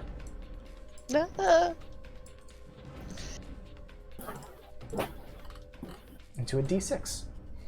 But that's the end of its turn. Back to the top of the round, Lunarin. Yay! Okay, I don't like touching these things, so I'm not going to. He will use his boomerang on the Diceplex. Okay, roll me an attack. I believe at this point the fairy fire would have ended, since... Yes, probably. Yeah. How long does it last? Yeah, once Upper minute, enters, yeah. yeah. Okay, well, that was a 7. 7. You throw the boomerang, goes around the Diceplex, and then back to your hand, unfortunately. Practice shot! Yeah. Any bonus action or movement? Oh, man! Hold on. So, I'm trying to remember how sorcery points work, and what I have here. Yeah, so Sorcerer Points, what meta magic did you choose? I believe you have 2. Yes. We have subtle and quickened. Okay. Oh, Quicken that's means, the one I want. yeah, Quicken means you can cast a spell that would usually take an action as a bonus action. And then Subtle means you can cast a spell without doing anything. You could just blink or do it. You could just basically cast it without doing somatic or verbal. Okay. Well, that's not gonna be super useful here, so I guess I won't do that, and I'll just kick at the ground, frustrated at my rustiness with my boomerang. Okay. Moving down, Juniper, you are up. I am going to cast Chaos Bolt at the D4. At the D6 at this point. Oh, yeah, D6, Yeah, sorry. not to worse. Okay, that is a 13 plus 6, so 19. That hits. Okay. 2d8. That is 6 lightning damage. 6. As the bolt releases from your palm, you see the crackling of lightning rushing out forward. It's only about 5 feet away as it lashes onto the d6. You see the bits and parts of the different coloration and letters, or sorry, the numbers, start to light up, and it starts to turn to ash, and it is gone. I will say, for the damage, I rolled 2 3s. And the special trait with Chaos Bolt is if you roll the same number on both d8s, the Chaos magic leaps from one target to a different target of your choice within 30 feet. So I'm also going to have that hit the Dice Plex. Yeah, the Dice Plex. Use the same damage, right? Yeah, same damage. All right, I believe you did 6 points of damage. Yeah. Not to worry. That's actually thematically perfect. As you start to release the bolt onto the d6, it actually starts to follow, and everyone can clearly see the tendril that is only about 5 feet away from the actual Dice Plex. Follow it, and then go upwards towards it, and you see it start to spin even faster this time. Bits of the numbers start to burn off the Dice Plex. The 1s start to fall, the 2, and the 3, just sort of dropping into the ethereal. But this has gone the d6.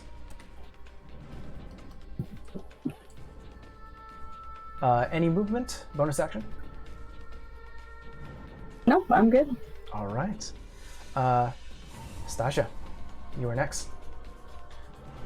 All right, I want to get to a place where I can cast Burning Hands and not hit anyone else.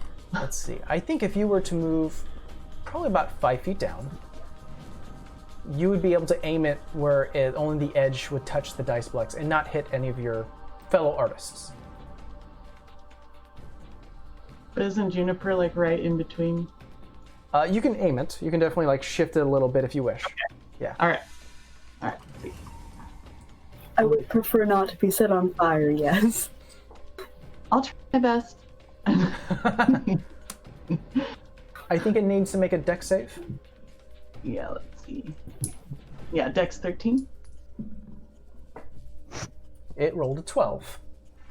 It does not have any bonuses, so that definitely gets the full force of your burning hands.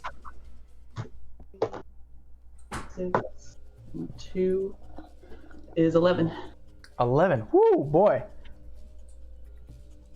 Yeah, you start to see more of the numbers, the 6, the 5, the 11, the 12, the 19 start to burn off. The actual coloration, the pink and the red, the yellow start to burn. You actually see it starting to turn black at this point. It still has a bit of the green and the blue left. It's looking fairly damaged and definitely not what it looked like when you first entered, but it's still moving and still spinning.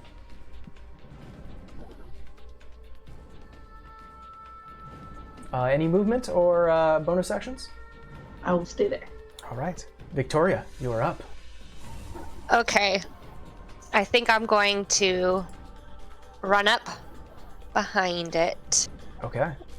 and do a sneak attack with my dagger. I will have to remind you that unfortunately it doesn't... Oh no, well it's within range. It does have a 10-foot range, so it is engaged with people, so you would get sneak attack. However, I would remind you, you do have a disadvantage on this attack. Oh, yeah, that's right. Okay. All right, so go ahead and roll for that.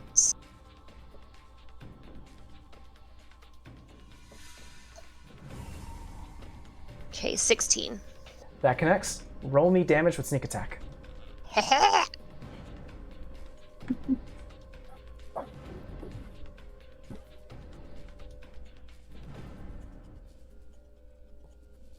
Here we go. Here we go. All right. So that's... Sorry, I'm trying to do No math. worries. Yeah. Get the full total. Total. Toto.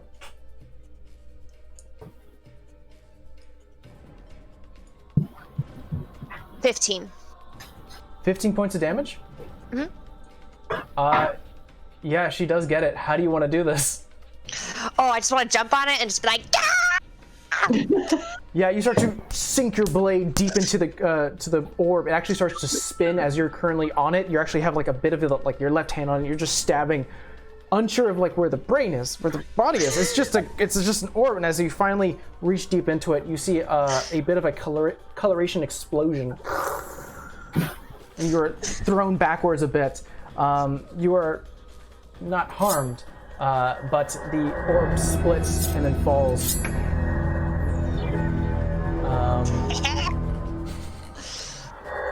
As that happens, within the center case, covered by multiple glass shards, you do see almost like reflections of the die, just sort of still there.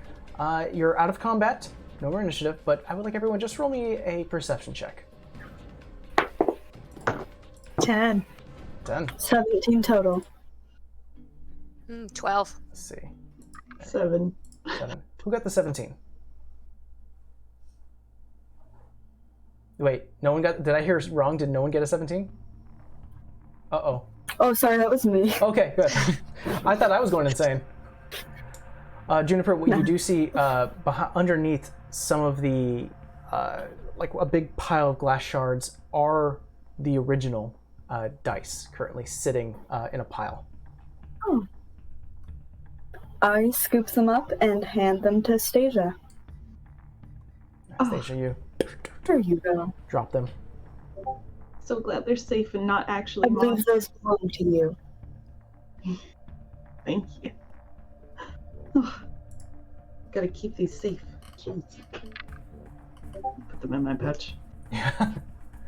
I'll say that the room is still covered in glass. You do take a moment to look around, see if there's any other threats, and you slowly, without trying to step on anything to harm yourself, walk around the glass pile. You guys got lucky that you didn't actually walk through the glass, because that would have been harmful too. Yes. Yes. And also, a little fun tip is that if that thing kept on attacking you guys, it would have grown up to a D12. Oh, Hell no. no. Yeah, and then it would have been rolling D12s for damage. Yeah. Hard pass. Hard pass. It's a lot of stabbing. Yeah. Yeah. All right, guys. Let's continue on as you continue going around this entire space, and as you start to get to halfway there, the crystallization around the pillars start to lessen, and you, almost like if they were made of ice, start to drip and fall. The entire ground start to removing themselves from the crystallization, showing more of the white pillar or the white marble underneath. The room looks like it's reverting back. And then you start to hear something, not out the room totally out yet, but you do hear, my, are you all bringing your pieces to me? Victoria, I was expecting yours. I got mine! Soon I'll have them all. You may believe that. No response. Kind of upsetting. But you are led down another hallway. Still, the room is starting to shift and weigh. You are led back into the same room that you led before to Lunarin's room, your wing of the gallery. The entire space doesn't look like it's changed that much. Still black marble, still a white strip leading across the room. Still, the torches. However, this time they've sort of given off a very deep red glow, with the lights themselves starting to shine downwards, except for one thing. The golden frame that housed the hornless tiefling man looks like it's been somewhat disturbed. You definitely see the creases in the actual canvas, like something was ripped. And there, standing outside of the painting, is a purple tiefling, hornless, fangs across his teeth. Oh dear. Oh my god. Oh my. Well, this is unfortunate. This is mighty Are unfortunate. you ready to face your creations? And just as a heads up, Titan, looks like we've gotten you on a frozen camera thing going on. Oh no. So tell you what, I think this is a perfect time to maybe call a 10-minute break. We'll get that situated, and then maybe a good cliffhanger to see when we come back for break. So everyone, we're going to take a quick 10-minute break, and we'll be right back. See you guys in 10.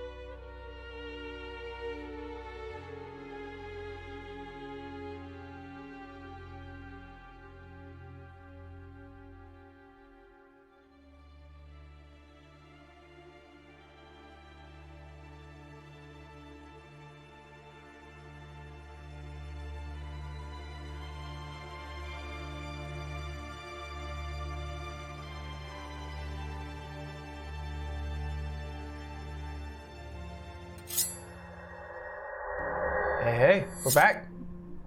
All right, everyone. Hopefully you enjoyed that little 10-minute break. We're picking up from our players as they have just slayed the Diceplex and its numerous tendrils of different dice formations. In addition to that, they just got a bit of a whisper from the Seeker. Fully aware now that they're collecting their art pieces and kind of proud for Victoria for collecting hers for him. Now he's just waiting. Watching and seeing what you guys are going to be doing. But at this point, you guys have made it out of this crystallized room that is slowly starting to formate back to its original white marble, and you have made it into Lunarin's room, where you met a purple tiefling who has seemingly jumped out of the painting that she's done. Hornless, giant, sharp, jagged teeth, turning to everyone and locking eyes directly with you, Lunarin. Hello there. Gives a tilt in his head. Let me go to my notes here. Quizzical. Creator? Father? Yes! Yes! Hi! His eyes widen. The light blue, you could see the tint in his pupils. Looks to the other paintings where you do see sort of the chibi like paintings slowly moving,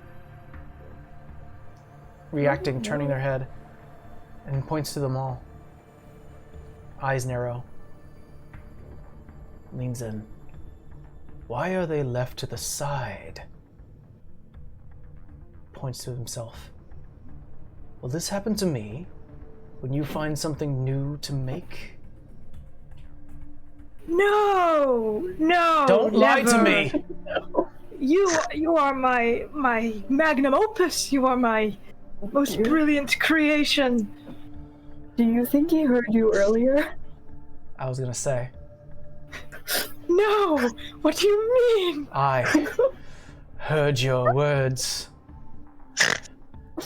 Done better? I use a lot of words. Roll me a deception check with disadvantage because of your comment. Oh, good. Frankendoodle. Oh no. Oh no, hold on, I have to do math. Oh, there was a natural 22. Oh, that's unfortunate. Okay, math, that's a 13. 13. I'm gonna roll for him.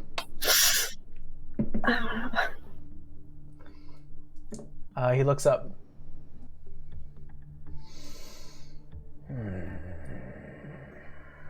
Looks around the room.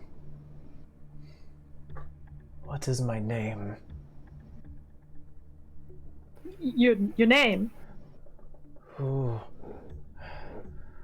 am I? Oh no, he's going through an existential crisis. He's so young. Well, And you see, like, the blood still, due to your painting, just... you,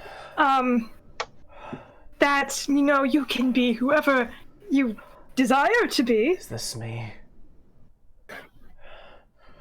Am I merely paint and brush? Well, not right now.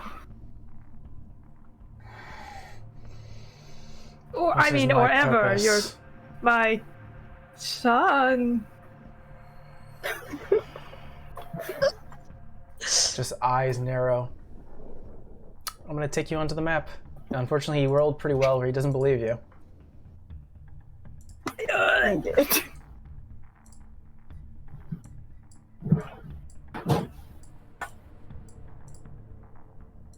And let's show the audience.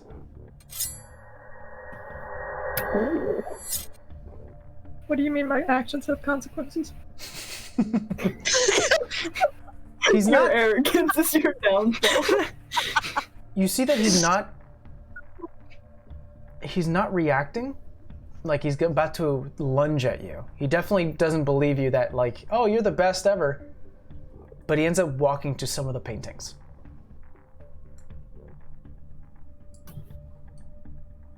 Is he just looking at them?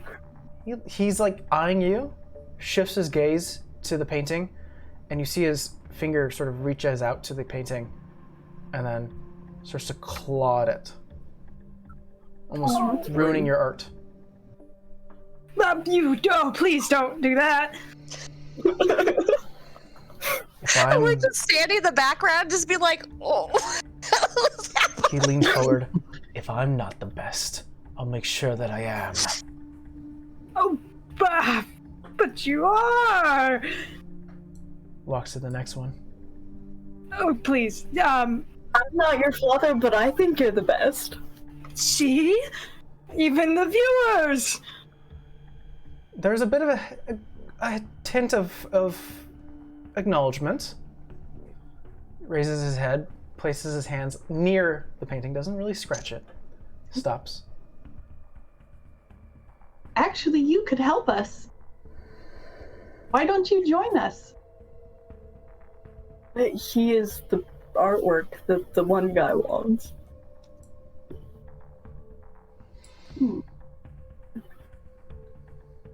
But we don't want to give him that anyway. That's true. Make a persuasion check. How would you like not to be enslaved by a tiger person? Now with advantage because you're getting help from Juniper.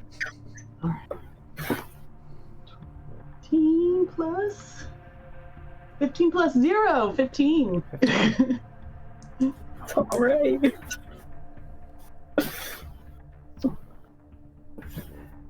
He actually grabs onto the painting, snaps it off the cord that is currently on it, and then his teeth just start to show.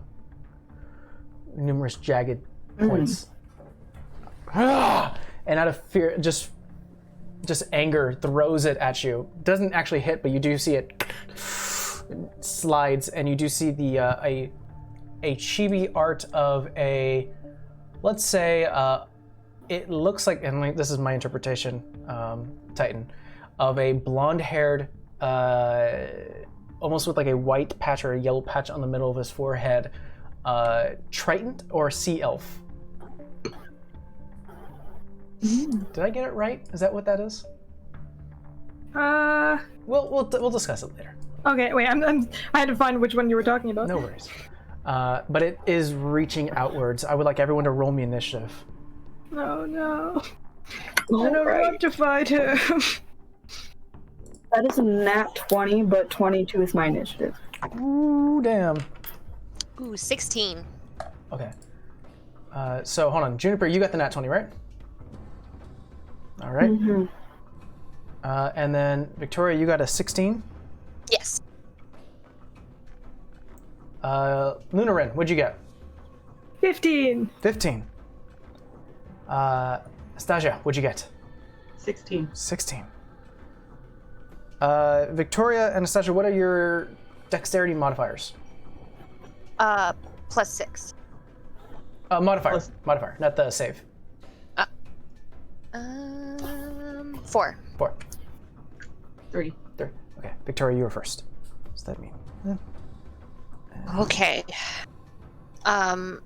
Okay, let's see here. And let's go ahead and roll for the tiefling painting. Oh no. Out of curiosity, Titan, did you actually name that art piece? I have a name for the art piece, and I have a name for the character. The character's name is Rukba, Rukba. and I named the art piece Bloodwater. Oh. Rukba. All right. Well, we're going to go ahead and get started. What occurs before initiative as the painting itself has sort of swung or sort of been thrown? That sea elf Triton-like individual starts to reach out. It doesn't have a turn right now, but it is currently present. Oh boy. And we're going to start in the beginning. Let's see here. Juniper, you are first. I am going to use I have a special ability since I am a wild magic sorcerer, and I'm going to do, I think it's called Tide of Chaos. Yes. We're going to use that. It gives me advantage on the roll, but then after the spell is complete, Whenever you creates cast a wild spell, magic. wild magic surge could occur. Yes. So I'm going to cast Shatter, 2nd level. Okay. That is a 19 plus... Oh wait, actually it's a Constitution. You know what, I'm gonna do Chaos Bolt then, because that one's actually attack. So it's 19 plus 6. Got it. So... And 25 total. I will ask, who are you aiming this at? Just the Tiefling painting. We're going to attack him. Okay. We'll say that you move a bit to get a better view, sort of around one of the paintings. Yeah. So we can get a better view. Currently, this here is kind of flat. But you do release this bolt, another crackling energy. This one's stronger than before. The numerous lines as it reaches to this creature. It does hit. Go ahead and roll me damage. Excellent. That is going to be 2d8. 5, 6, 7, 8. 8 damage. 8 damage. Lightning damage. Yes. Yeah. And you do see almost like his entire skeleton just his body shivers and shakes as the electricity runs through his body. Definitely affected. Your pool over the weave and arcana definitely makes this hit as you start to shape and form destiny and probability to your cause. And now you start to feel a little bit of something's not leaving, and we don't know what'll happen. Oh dear. So yeah, next time you cast a spell, who knows what'll happen. Next in line, Victoria. Okay. What direction is the painting facing? They're all facing inwards. This painting number 2 is currently facing your direction. Okay, so it's looking right at me. Yeah. Well, it's looking at all of you, Okay. but essentially it is facing west. Okay. I am going to go ahead and just stab it with my dagger. Okay. You move up to it. see here. 12. 12. Let me double check something real here. That does hit. Woohoo! All right, and 3 damage. 3 damage. You Just actually, a little stab. yeah, just a little one, just a little tap. You actually, as it's still trying to, actually, roll me with advantage one more time. Get me one more roll because it is currently still trying to escape from the painting. It would be considered. One more, like, with your trying attack to roll. hit. Yeah. Oh, This gotcha. this is to see if you get a nat 20. 18. 18. Still connects. Go ahead and roll your sneak attack because you do roll with advantage. Okay. So that was 3 points for your normal, and go ahead and roll more for your sneak.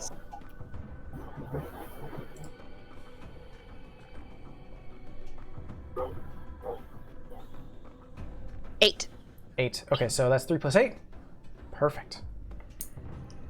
Yeah, as you stab right into this, this almost like a made real painting starting to reach and claw its way out of the frame, you actually stab it right between the forehead as it currently just goes black, and it actually splashes into a puddle of ink. Ugh! Yeah, little bits of scatter on your face. But Yeah, sure. Didn't want to save that anyway. did that have a name? That one did as well. I'm sorry. Ooh, my bad. But that was your action. That was your movement. You still have a little bit more movement if you wish. I'm gonna go ahead and try to back up. Got it. Or yeah, back more. All right. Sounds good. Next in line, Stasia, you were next. All right.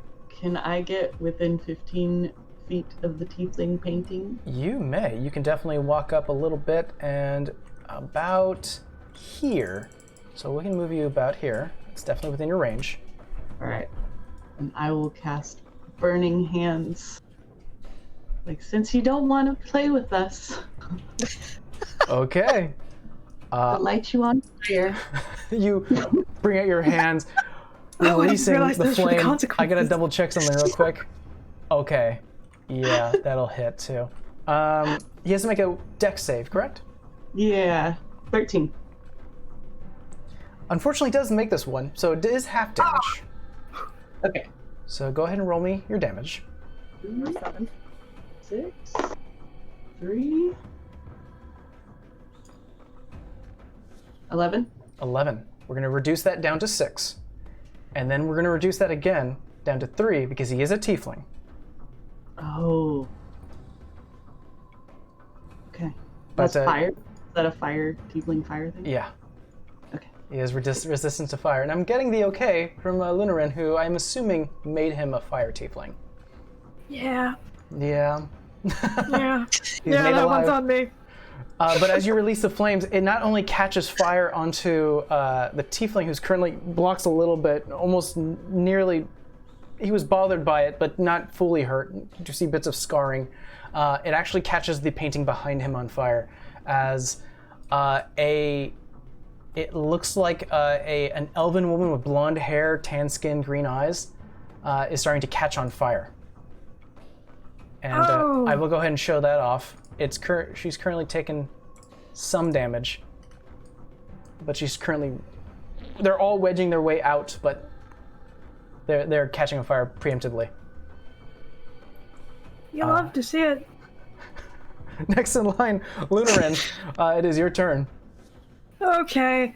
Why don't we put the fire away? Can I walk up to him? Is he within 30 feet? Yeah, he's within 30 feet. Okay, I'm just gonna go ahead and walk up to him. Now, listen. I've made a lot of mistakes in my life. I've said things I have not meant. I lie a lot. Like a lot. But I am not lying when I say you are my crowning achievement. Are you trying to persuade or trying to deceive? This is a persuasion. Okay, go ahead and make me a persuasion check. Okay. He's gonna roll an insight check. 16. You see the aggressiveness in his form starting to diminish. You don't know what this means, but it doesn't look like he doesn't believe you. You know, So it does look like he doesn't, or he? Oh, sorry. Let me rephrase what I was going to say. It looks like he does believe you, or at least he's warming up to it. It's still sort of a tense situation where you don't know what the outcome of your success will be. But you did affect him in a way. Okay. Yeah. And then, he'll just Like extend a father his holding hand. out a hand for a hug or something. Yeah, here. he'll just hold out his hand. Okay. To him. I'll say what he does is that he's still eyeing you, not trusting, but definitely doesn't see you directly as a full-on threat now. Like, okay, I don't know, because it's his turn now. He's gonna slowly move away, one step closer to the painting that he originated from, and we'll see what happens. You've definitely caused him to shift backwards, and he's not gonna attack. However, it's the painting's turns, and the one you're next to definitely reaches outwards to try to swipe at you. Well, can't win them all. Well, yeah, you sweet-talked one of them, but the other one's hurting now. Oh, well, all right. Fair enough. That's a 12 to hit. 12 does not hit. It does not. Its claw, or at least this creature, it starts to, like, the ink is starting to form different, like, appendages and like natural weapons and swipes at you. Unfortunately misses. It's still trying to peer its way out. In addition to this one, I can only assume again this one starts to remove itself, and this one starts to remove itself.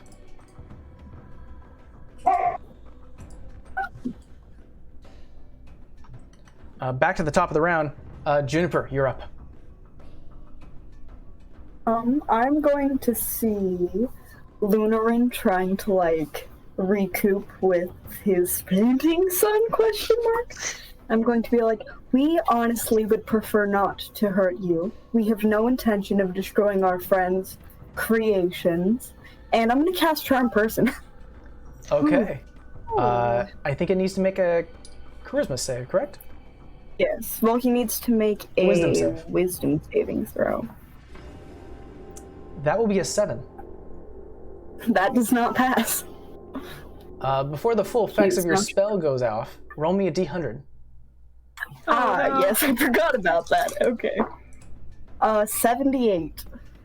All right, I'm gonna go and pull up that list here. Fingers crossed, whatever happens does not hurt him, or else Charmed Person will end immediately. 70, you said? 78.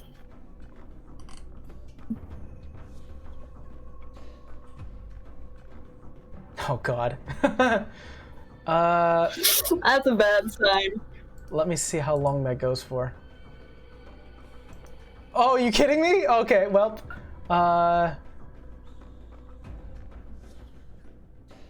roll me a wisdom saving throw. That's a bad sign. That is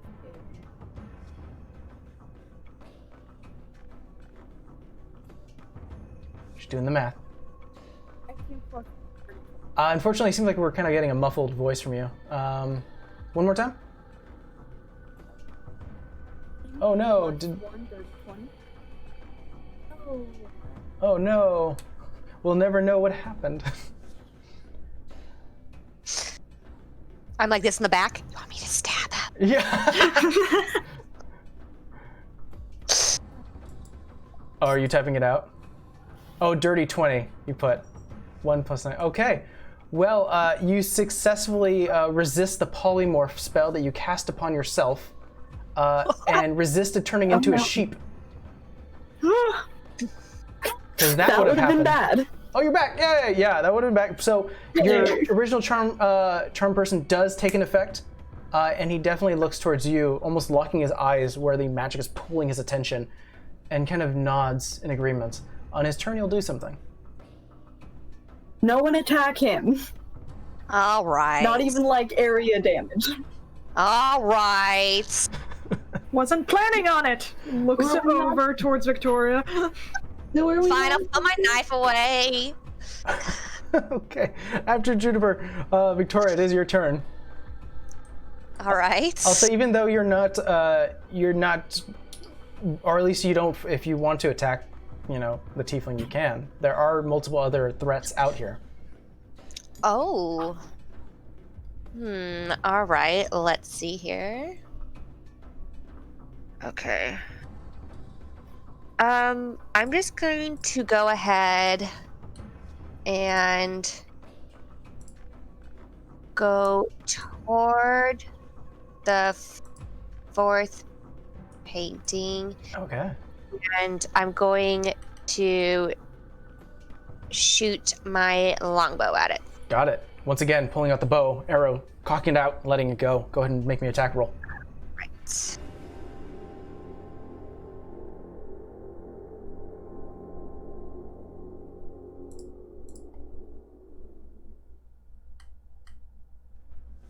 $15. 15. Yeah, that definitely hits. Go ahead and roll me damage. 12. 12.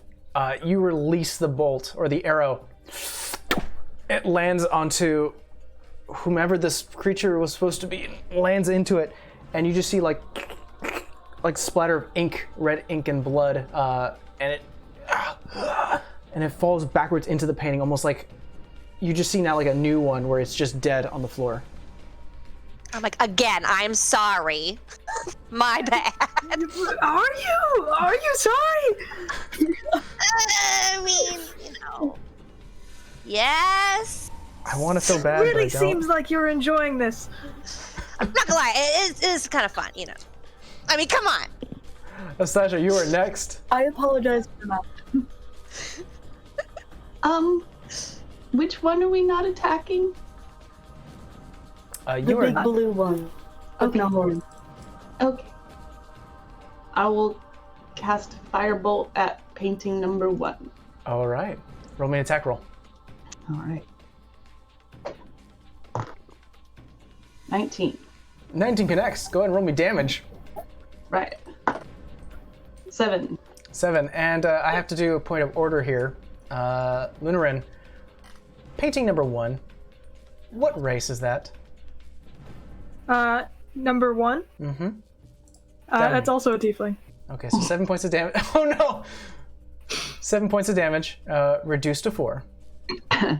It currently is still trying to leave the painting, but as it gets hit, you do see like bits of splatter of what looks to be like burned ink across the canvas, and it's still moving, but it's not its turn yet. You did do damage. Is it all right if I quickly get on my laptop? Yeah, absolutely. Okay. All right, not to worry. We're moving on. Moving on to Lunarin. It is your turn. Okay. So, tiefling painting. Focus elsewhere is starting to go back to his frame. He'll look at the at painting 3, the one that just slashed at him. Just kind of with a look of like, really? And he'll actually reach forward and flick its forehead and cast Shocking Grasp. All right, roll me an attack. Well, never mind. Nat 1 up in the hizzo. There's the nat 1. Waiting for one of it. No. Let's go and just spam that nat 1 out there. There it is. No. I try to be cool.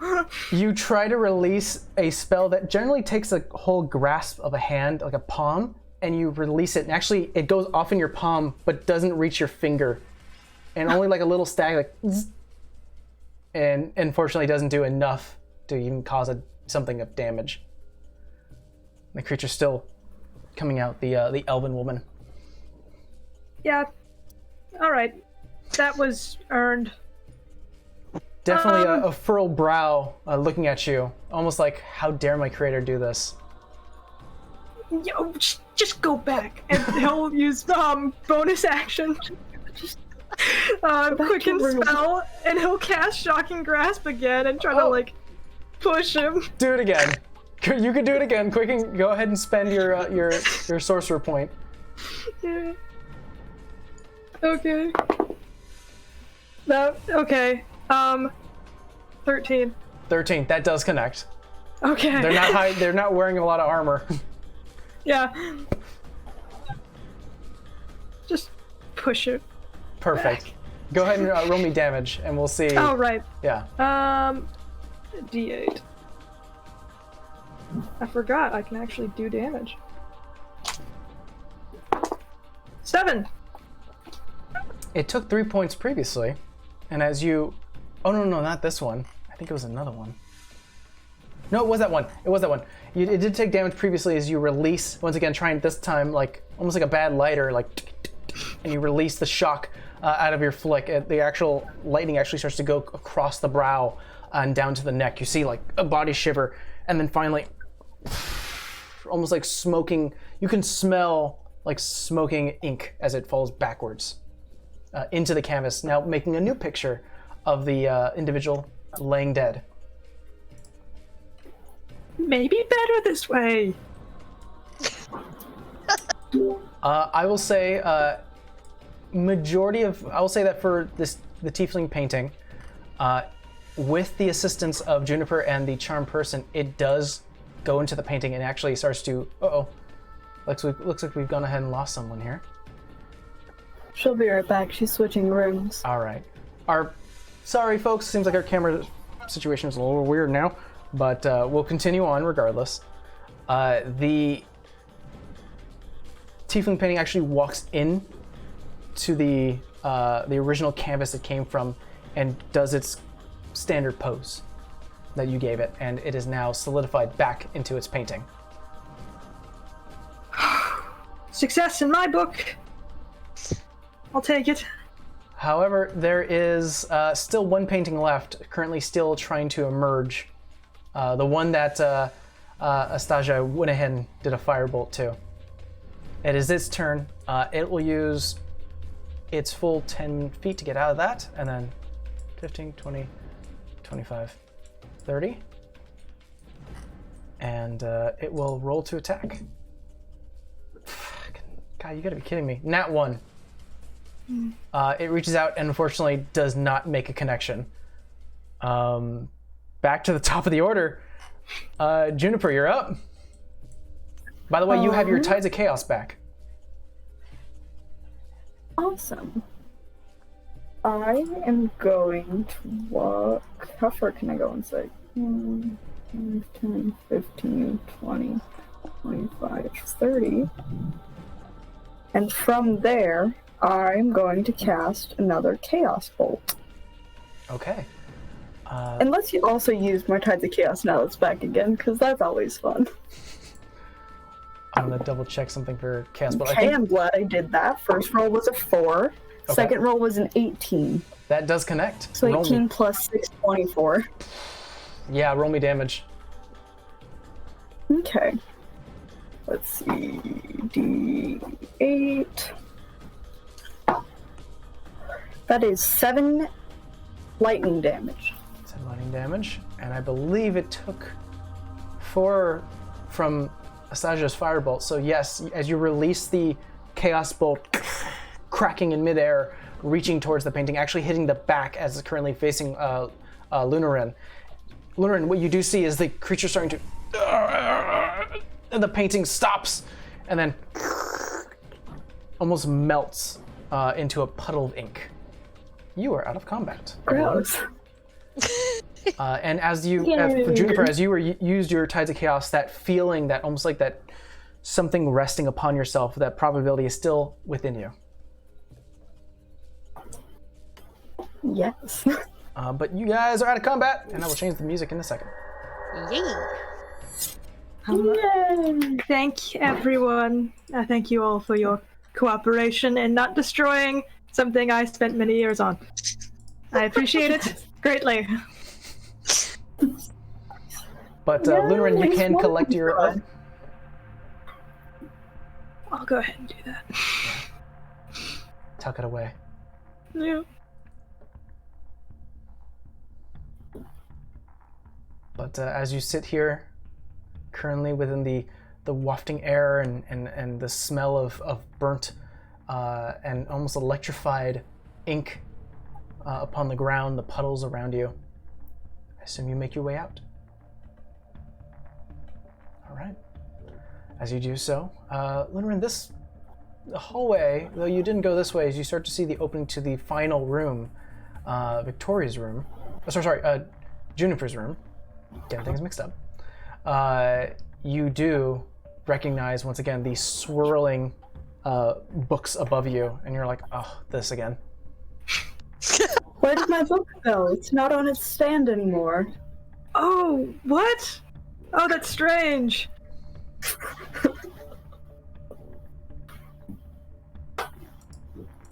But yeah, you are. I'll give another description to everyone. So what you were greeted to is that the room itself has almost been pulled a little bit to make it wider.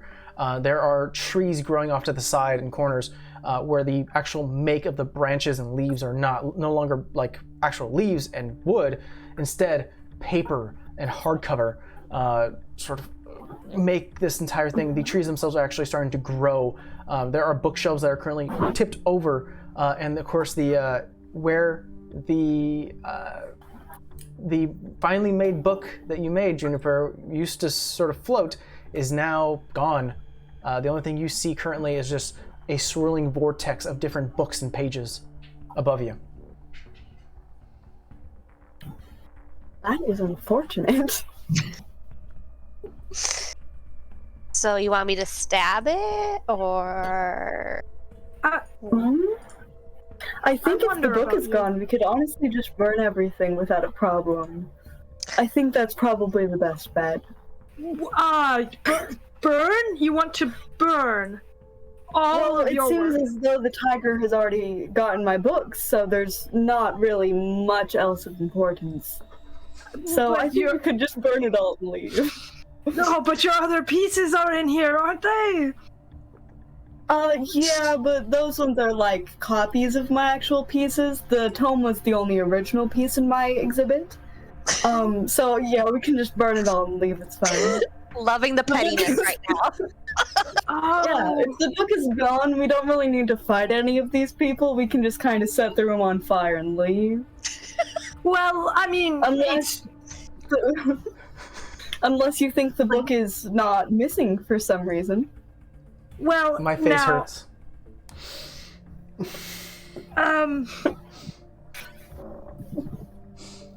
I would say maybe haste makes waste, of course. So let's not jump to any conclusions about the whereabouts of the tome, and cry. instead, we could potentially search for the book in the room before we leave and burn everything. Thoughts? I love the sidestepping. That was the best sidestepping I've ever heard. Most of my spells are fire-based or chaos, so... Oh, man. If he already has the book, like... I like fire. Good. Someone who likes to stab and someone who likes to burn. Yes! Beautiful art comes in so many forms. Lunarin, do you want to make me one more perception check as you immediately want to look up? Oh, thank God! It's a 17. You do spot it! You finally do spot it! It's currently, like, near the center of this vortex, and it's clearly, like, while you don't see the top of it, you do see the same sort of sigil writing and sort of the intricate design on the back of the book, currently like floating like a bird flapping around, and you do catch it. I mean, look right there. I think that's it, isn't it? Hey, there's that book. Yeah, no, burning. With the assistance of Lunarin, you do look up at where she's pointing, and finally your eye catches sort of the circling, and you're like, oh, there it is. Oh, See, this is why we shouldn't jump to burning pieces of artwork, don't you think? For real, if we hadn't noticed that, it would have just burned with the rest of the library. That would have been a travesty. Yeah, you're right. Maybe we could just, like, hop up to catch it, or I can, get my bow to, like, shoot it up at it and, like, kind of pull it. If you want to jump, I can help you jump. Ooh, okay, I'll do it. I'll jump into the vortex, everyone. Don't worry. Oh, Okay. well, your paper cuts, not mine. Yeah, we could tie the rope around you and then just like yeet. I like that plan.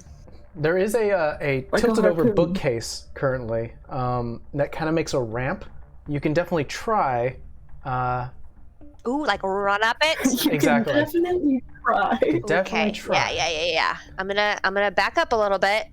Wait, Yeah. if you're going to jump, Wait, we need to tie the rope around you first. All right. remember what I said about haste? Yes, Dad. Oh my God. Okay. All right. Okay, ready? We all tied up? Okay. All right. I take my rope and I tie it like as hard, like as tightly as I can around her waist, Just like doubling up the rope since it's 30 feet. once again, it's not that won't be a high DC, but just make me a sleight of hand check. I'm just hoping for you, Juniper. This will be for you as you tie the rope. Out of curiosity. That is a 17 plus 2. Dirty 19. Excellent. Yeah. Expertly done as you tie the first rope 50 feet, roll it back, and you actually tie a second one. Enough room. Excellent. And While Lunarin, that were is you doing happening- something? Okay, good. Yeah. I just want to reach over and gingerly pat her shoulder and cast jump. All right. You now have, I believe, a jump distance or a jump height 3 times more than you usually would. Okay. All right, here I go. Gonna like run up the ramp and try to like. Okay. Try to Make me a athletics or acrobatics. The DC is going to be way lower because of Lunarin helping you with the jump spells. You start to almost feels like you're on the moon. You're weightless at that moment. All right. 16. 16. Perfect. You jump up and you actually position your spot and the way you jump to where you know that the book is going to be doing a rounds and you're going to be in the space where it comes to your hand. As you do get up to that distance high up there where the vortex is swirling of different books, there are going to be some attacks, unfortunately.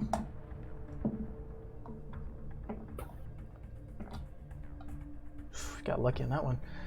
You do take 4 points of slashing damage as you currently poke your head and sort of like your upper torso and arms into the swirling vortex of different papers, cutting you in different spots. But you do grab onto the book and gravity takes you and you fall back down.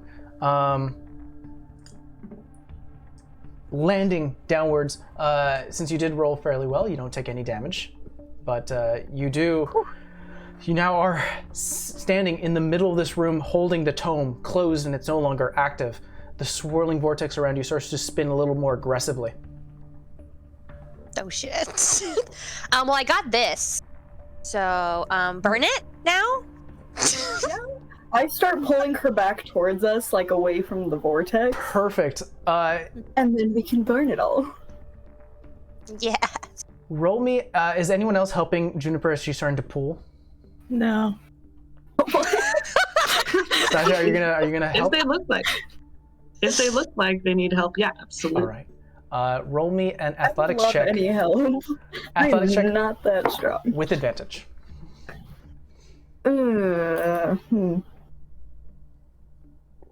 Let's see what my modifier is. 0. That's a 4.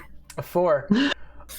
You are being pulled, Yeah. Victoria, but not as quickly as you kind of want to, as all of the papers and books stop midair, and then just starts to caster, not an athlete. and it starts to rain heavy hardcover books upon you.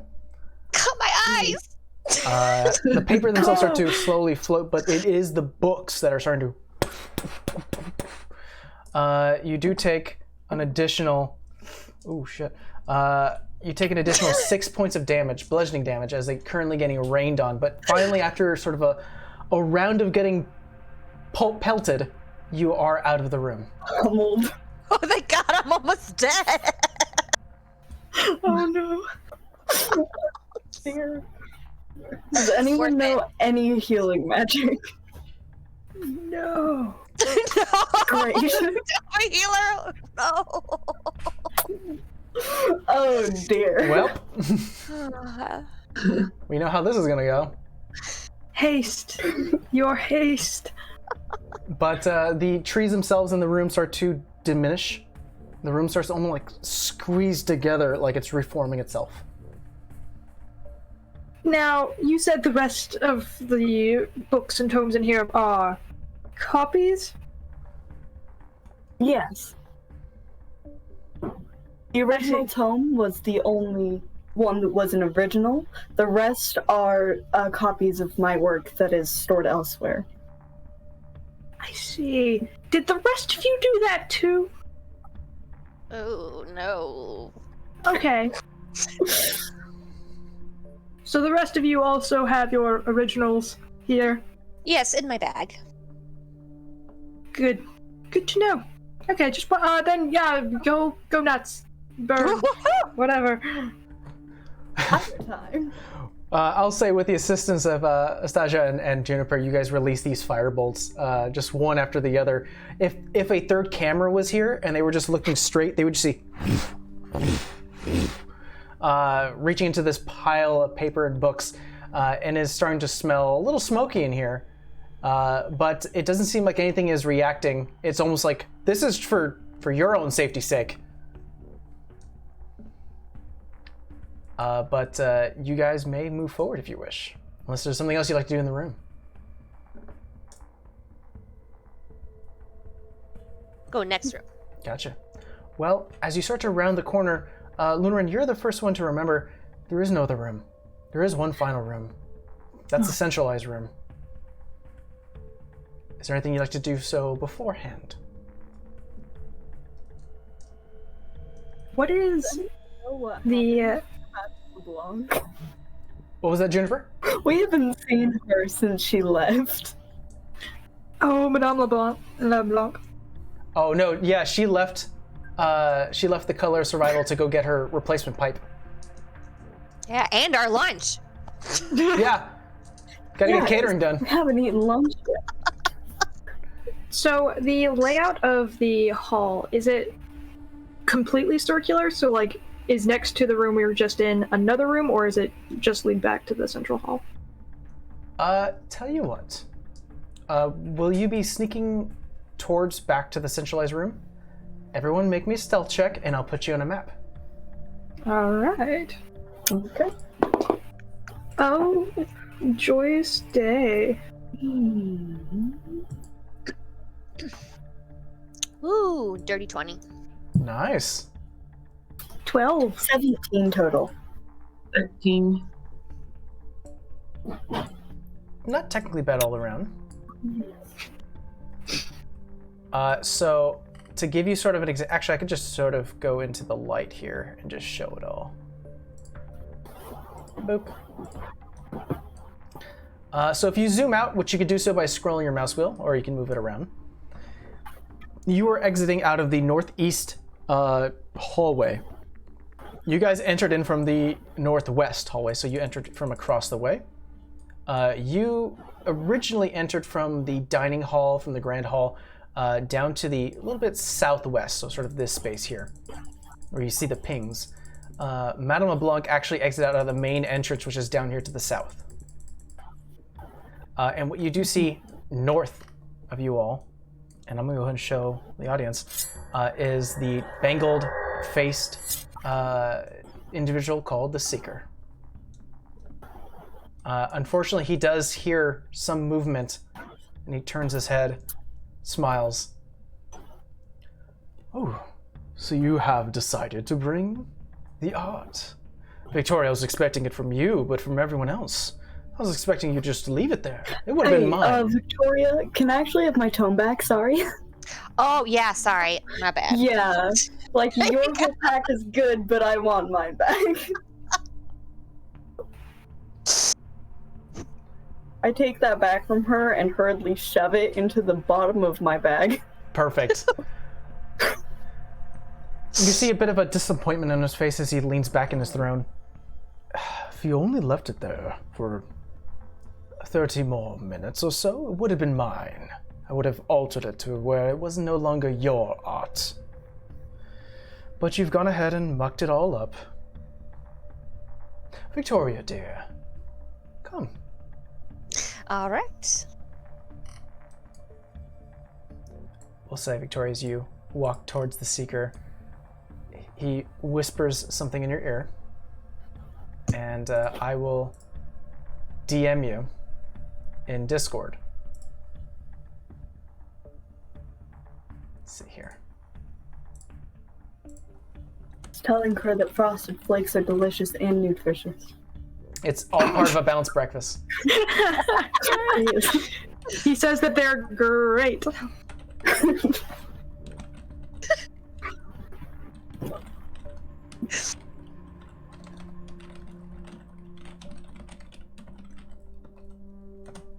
All right, I've sent it.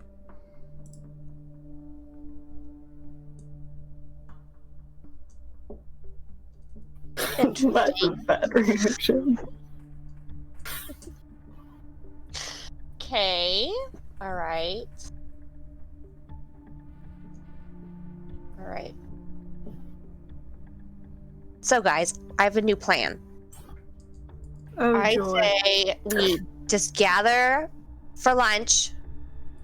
Because I feel like lunch should be here like any minute. It's been like 3 hours we've been here. Mm-hmm. I mean, shall we go eat our lunch now? Oh, yes. Well, hell is breaking loose inside of our galleries. Yes. Yeah. Yes. Victoria, you're seeming awfully sus. Yeah, I don't blame you. You just barely went and talked to this, like, creepy guy who's trying to steal our stuff, and then all of the sudden you're like, you know what? Let's just leave. He does, as you What do call you him, the know? creepy guy. He goes, I have a name. I've learned No. yours. I know, kind of rude, guys. I mean, come on. Sorry. I don't have guys. much respect for art thieves. And he just kind of tilts his head back. Smiles, just glaring at you. At you at this point, Luna. You see, you don't. I would say you don't really know what he's thinking, but you definitely see the wheels turning as you say that.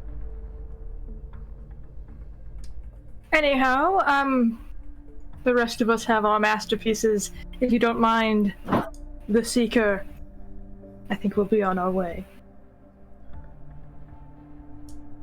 I don't think you will. He stands up from his throne. Everyone, roll me initiative. Oh boy. 8. 16. 19 total. All right, keep that in mind as I switch the music real quick. All right, let's go down the line. Juniper, what did you roll? I got a 19. 19, pretty good. Victoria, what'd you get? 16. 16. Lunarin, what'd you get? 8. 8. And finally, Stasia, what did you get? 21. Whoa! Yeah. And let's go ahead and roll for the Seeker.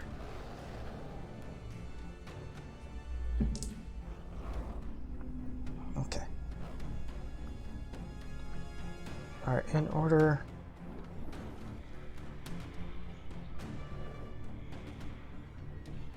First up, Stasia, you are up. Right now, the Seeker is stood up from his throne and has told you, even though in reacting to Lunarin's response, doesn't matter, he wants your art.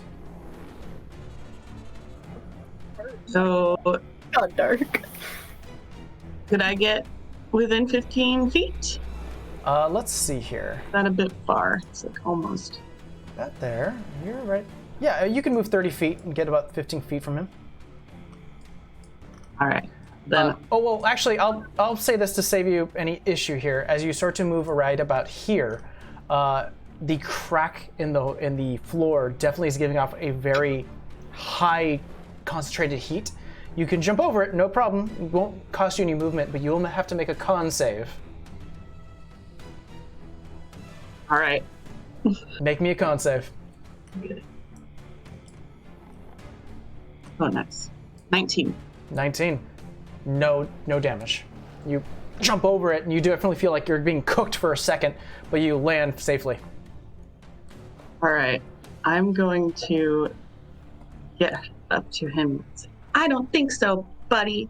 Cast Burning Hands. She's so cute. Second level. Second level. Are you? Let's see. Yeah. Are you aiming to include Victoria? I mean, you're being safe to not hit Victoria, right? Yeah, I think I'm evocation savant if I remember how I spec, so I should be able to. That is ignore. right. Yeah. Yeah. He is going to make, I believe, a dex save. Yep, 13. Unfortunately, he does succeed, but he still takes half damage.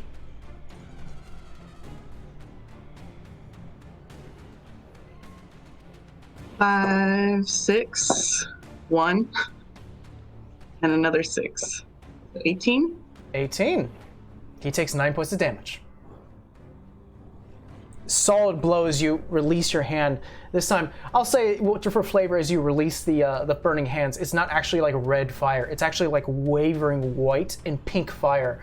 Definitely releasing, and you do see bits of sparkle of dust and like little unicorns type of things and stars and glitter as it releases. The Seeker does reach out his hand, feeling the burn. You're going to make this hard, aren't you? And we will move down to Juniper. I am going to cast Firebolt. Firebolt.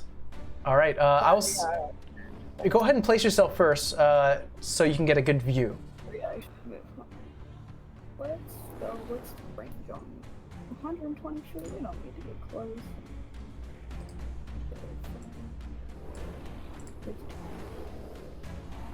I'll just go right there. Actually, I go here. Okay. Yeah, you start to move away from sort of the majority of these cracks and heats, and you do have a perfect aim for it. Roll me attack. So I got a nat 1. Oh. Roll me a D. You don't hit, and I need you to roll me a D100. Yep. 52. All right. Let's see where that lands you.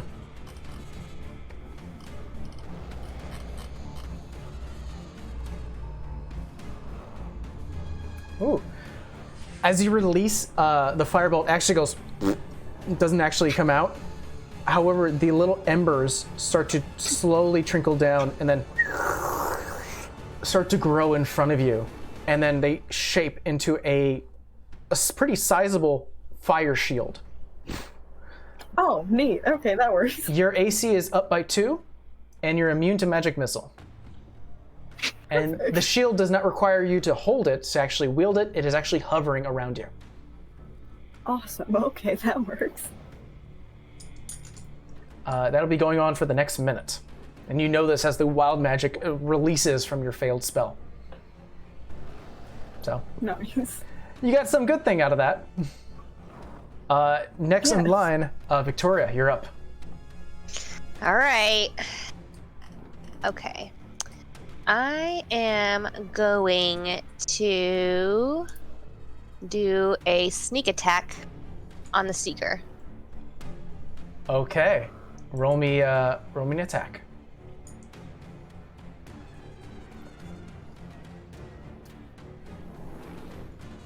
$17. 17 does connect. All right. Okay. 5 plus.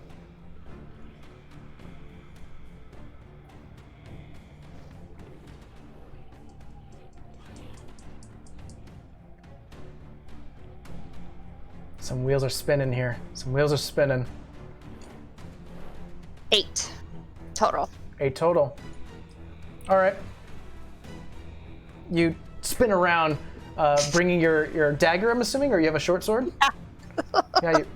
Yeah, my dagger. My trusty dagger. Yeah. Bam! Right in the middle, and like out on the side. He was not expecting that. Dealing 8 damage. You do see him. It almost feels like your dagger went through his body, because again, he is still the sort of incorporeal being, not fully here in the material plane, but he does feel a little bit of it. You're unsure if you took full damage or not, unfortunately. But he definitely shifts his gaze at you, and his growl of his giant Bengal tiger face is angry at you. You still have a bonus action and movement. Yeah, I'm gonna like roll the F out of there and just back up. You can bonus action disengage as a rogue, and you could quickly back up.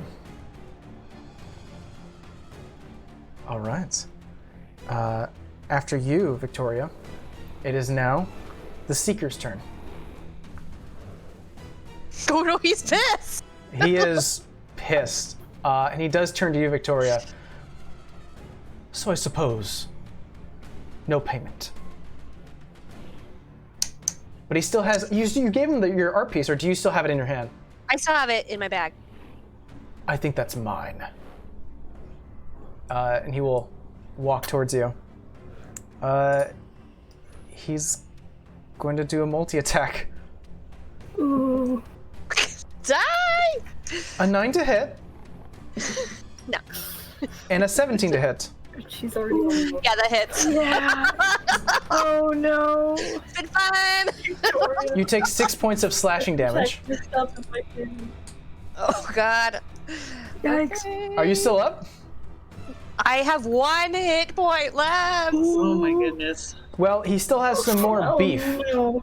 Oh no. As a legendary action, he starts to engulf his body in flames and sinks into the floor, into this green etherealness, and uses his ability to teleport right behind you, Lunarin, since you did make a pretty rude comment. This is the opposite of what I wanted. It is your turn, Lunarin. Oh. Hello. And he's going to bonus action Misty Step 30 feet into the middle of the room. There you go. All right. We'll say you get to here if you wish, or you want to move downwards, you can. No, right there's fine because apologies. Everything's been great. This is wonderful. You're a great crowd. He's going to turn and action and movement dash to the other hall. Okay.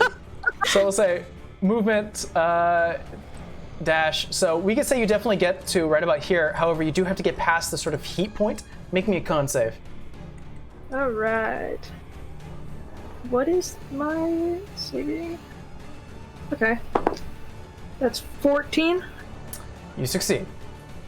No heat. No, you don't take any damage as you leap through this sort of intense fire or heated up space. No damage. Yeehaw. But you are currently peering off in the other side of the corner of the room. Back to the top of the round. Stasha, you are up.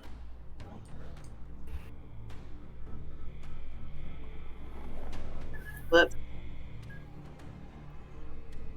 how can I destroy this guy? Does anyone have a laser pointer?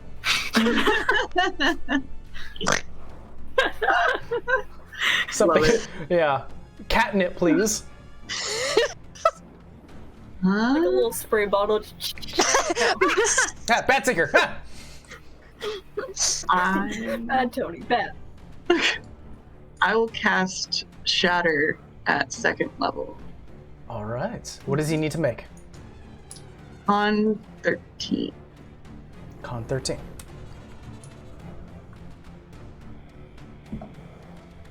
Whew. Con is his best thing, but he rolled poorly.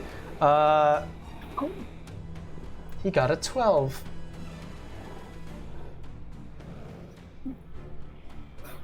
Yeah, 3. That's a 7 plus 5. 6. Oh, 12? yeah. Nice. Yeah, you release this sort of epic boom. Almost, it sounds like a party favor near him, and it shatters his basically him straight to the core. You see him grab his ears. Oh, that wasn't smart. But any movement or bonus action? No? All right. Juniper, you are up. I am going to cast Crown of Madness. Crown of Madness. Okay. I've never used that spell, so you tell me what it does. Okay, let me read it. One humanoid of your choice you can see within range 120 feet must succeed on a wisdom saving throw or be charmed by you for the duration. While the target is charmed in this way, a twisted crown of jagged iron appears on its head and madness glows in its eyes. The charmed target must use its action before moving on each of its turns to make a melee attack against a character other than itself that you mentally choose. The target can act normally on its turn if you choose no creature or if none is within reach. On subsequent turns, you must use your action to maintain control over the target or the spell ends. Also, they can make a wisdom saving throw after every one of their turns to try to break out of it. All right. Well, he rolled poorly. He got a 4 plus his wisdom, which would be a 7. Right. However, he's going to use his legendary resistance to succeed. Dang it. Forgot about that one. I will A for effort. inform you that that is his only legendary resistance. He is not fully That's here. good to know. Okay. But as you release the spell, the crown starting to shape around his forehead, he actually brings out one of his claws and snaps it. Now his eyes are both on you, Juniper, and Astasia. I'll do it again. That. All right. Okay. He's trying to get his attention off Victoria since she betrayed him and is almost dead. Victoria, you are up. The floor. You are bleeding. You're definitely feeling like the claw mark that you placed across your neck is like you're trying to trying to close it up. You're still conscious, feeling a little woozy, but it's your turn. All right. Okay, I'm just going to see if I can pull out my longbow and make one last shot at the Seeker. Make me an attack. All right. What is this happening?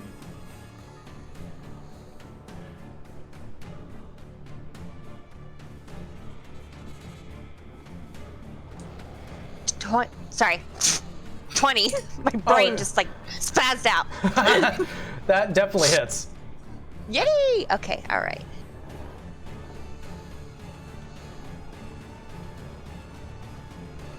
Six. 6 points of damage. Okay. You release the bolt or the arrow, and actually reaches his shoulder. He pulls it out. No blood. It's just like his ethereal form, and he throws it off to the side. Not so much damage that he doesn't turn his eyes on you.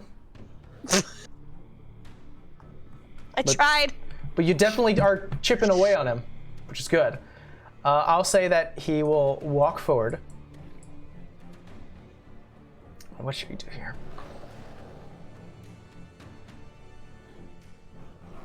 I'm gonna roll. Juniper and Astasia, just roll me d20s.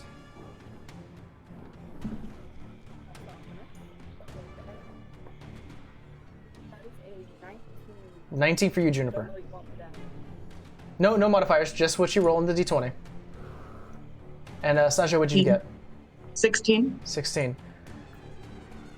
Juniper, I would like you to make me a wisdom saving throw.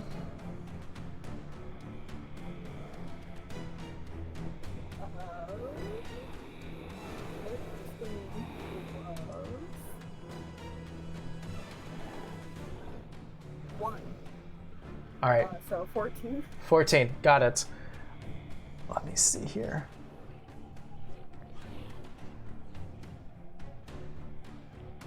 Oh no, I didn't mark it down. Let me make sure what his spell DC is.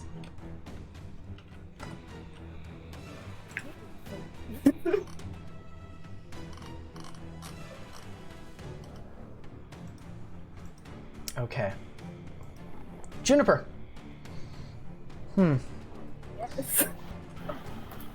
You hear a voice in your mind, and it almost feels like, you know what? Maybe you should give him your piece. And not only that, you should help him. All right. He has cast Dominate Person. Oh dear. Oh, yeah. However, I believe each time you take damage, you may make a Wisdom saving throw. Yes. Okay. So right now he has Dominate Person and he is concentrating, so we'll see what happens. But for now... It'd be a shame if someone were to stab me right now. And you know what? He can give you so much more gold. This seems like a good idea. I do really like gold. Yeah. Nastasia, you're up. You don't see what he just currently Seeker just almost has his palm outwards towards Juniper, and then lowers it and smiles, and then turns his attention to you. But it's your turn. All right.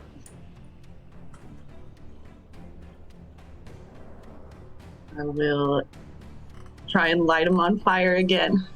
Roll me an attack. Or wait, do I have enough? I think I have one more second level. Oh, okay. Yes. Burning hands. He's gonna make another dex save. Yep, 13. He rolled a 3 plus his modifier. That's not enough. Roll me damage. 6, 5, 4, and 3. Wow. Wow. How much in total? 11, 16, 18. 18 points of damage. Fully, Yep. yes. Damn! This time, as his attention is fully on Juniper, and as he turns his attention and just sees this wave of this cone of fire erupting in front of his face. Yeah. All right, let me go ahead and put that down. That's a solid hit. His ethereal form is looking a bit loose, like he can't really hold himself together. He's gonna make a con save to see if he can keep the concentration up on Juniper. Ideally not. Natural 20. Damn. However, All right. Flex. Juniper, it is your turn. Oh, unless, Astasia, unless you have any movement or any bonus action. My apologies. Yeah, I will go to the west, but not cross the fire thing, but just get a little bit more distance. All right, so 5, past 10, the throne. 15, 20. 25, maybe. Yeah, right there. Perfect. Okay. Juniper, help. So, I'm really sorry, but I had a plan, and the plan wouldn't change just because she's dominated. Victoria, I'm gonna need you to make a wisdom saving throw. All right. I'm sorry. It's okay. It's all for the art. I had the next plans set out, and they wouldn't stop because of this. 4. Oh! Alright. You are now charmed with the Crown of Madness, and I'm going to command you to attack the nearest person to you besides the Seeker, which would be Astasia on your next turn. Oh, okay, all right. Juniper, make me a roll me a D100. D100. That is 76. 76. Oh, I apologize. I shouldn't have made it. Let's do it anyways. Who cares? You didn't use your Ties of Chaos, but let's do it anyways. You start to glow. I mean, we had the one from earlier. True. Absolutely true. You start to glow bright, and a 30-foot radius around you, any creature within that space becomes blinded. So let's do a quick cone here of 30 feet. That would be Victoria, that'd be the Seeker, and that'd be Stasia.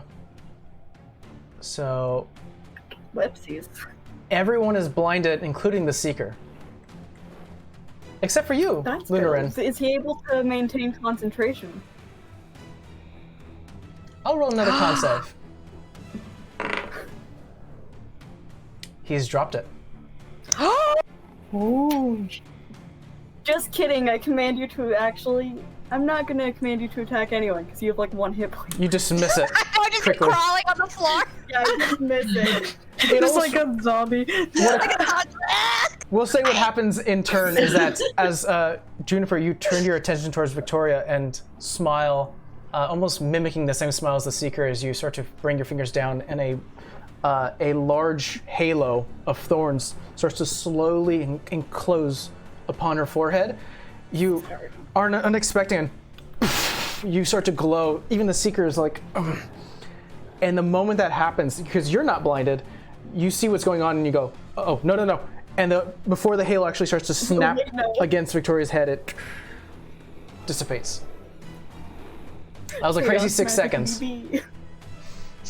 Okay. Victoria, you're up. Oh my god, okay, alright. Okay. I am going to once again use my longbow.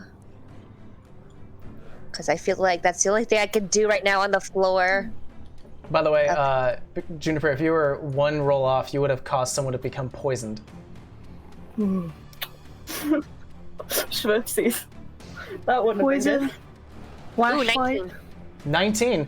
You have advantage because he's blinded. Magic. Okay, try that again.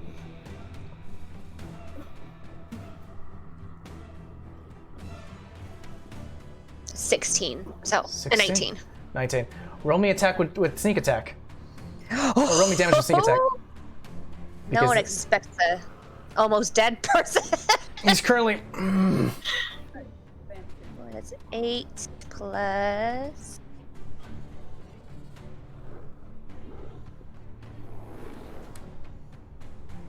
Ooh, 18.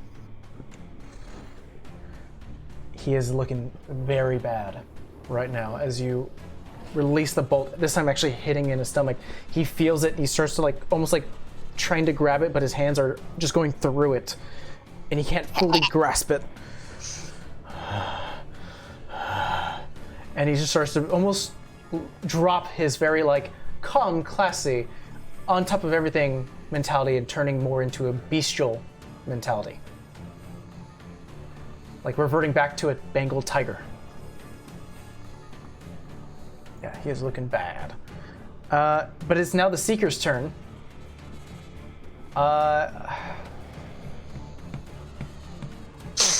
He's gonna use his legendary action to warp near the only person he kind of remembers, because he had more of a connection to, Juniper.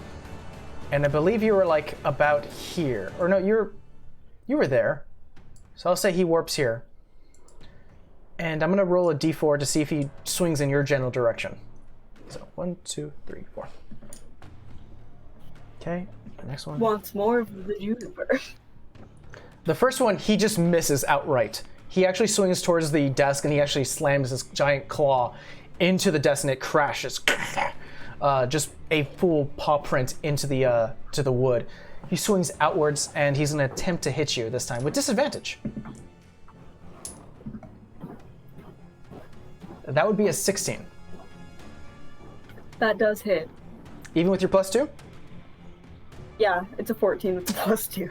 All right. Well, he does do Very damage. Only missing 4 hit points. We're good. Ooh, that's a pretty big one. 11. That's 13 points of damage. It hurts, but I'm still standing. All right.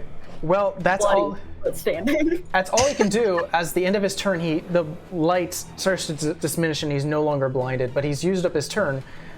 Next in line would be. Wait, can I actually do a reaction? You may. I'm gonna cast Hellish Rebuke as my reaction since he hit me and it damaged me. You may. Make a dexterity saving throw. 14.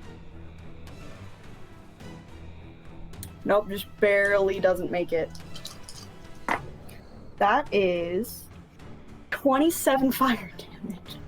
27 fire. Damn! 3d10, and it's 2 10s and a 7. Jeez. How do you want to do this? Yeah! Because even half, because he was taking half damage throughout this. Back, My apologies. Go on. and then I throw my hands up like I'm offended, and just a wall of fire engulfs him. Yes! Yeah, what ends up happening is as he slashes and you see the blood starting to trickle down, the bullet actually stops, almost like gravity and probability due to your chaos magic stops everything, and almost erupts. The cracks along the floors actually start to move like a snake and reconvene underneath him, and a wall of fire encompasses him. He tries to reach out for you, Juniper. In his dying attempts, he's going to use one of his final abilities to see if he can take you along with him. Oh, I dropped the D20. Resistant fire damage, so if this even works, I'll only take half. But also, I'm pretty injured. We'll see. All right. Does a 13 hit? No, it does not. He reaches out for you, and unfortunately, he is unable to grasp onto your leg as the ethereal form of him If I starts didn't to. have the shield, I would have died. He would have took you with him, and Yes. his ethereal form is gone. You are all now out of combat. Yay! Yeah, I told you it wasn't my first or my last contract with a fiend. So that was exciting. By the way, the contract you do have, Victoria, burns up. So, Luna was in a dead sprint. He's gonna continue sprinting into that first room. You run to the first room, and everything is settled down. You're like, gotta hide. Gotta hide, and is any of the glass shattered in some of the displays? Yes, absolutely. He's gonna snag a couple pins. Juniper's gonna be shouting like, wait, Luna, he's gone. Just roll me D20, and let's see what you take. 12. 12. All right, just give me a quick second as we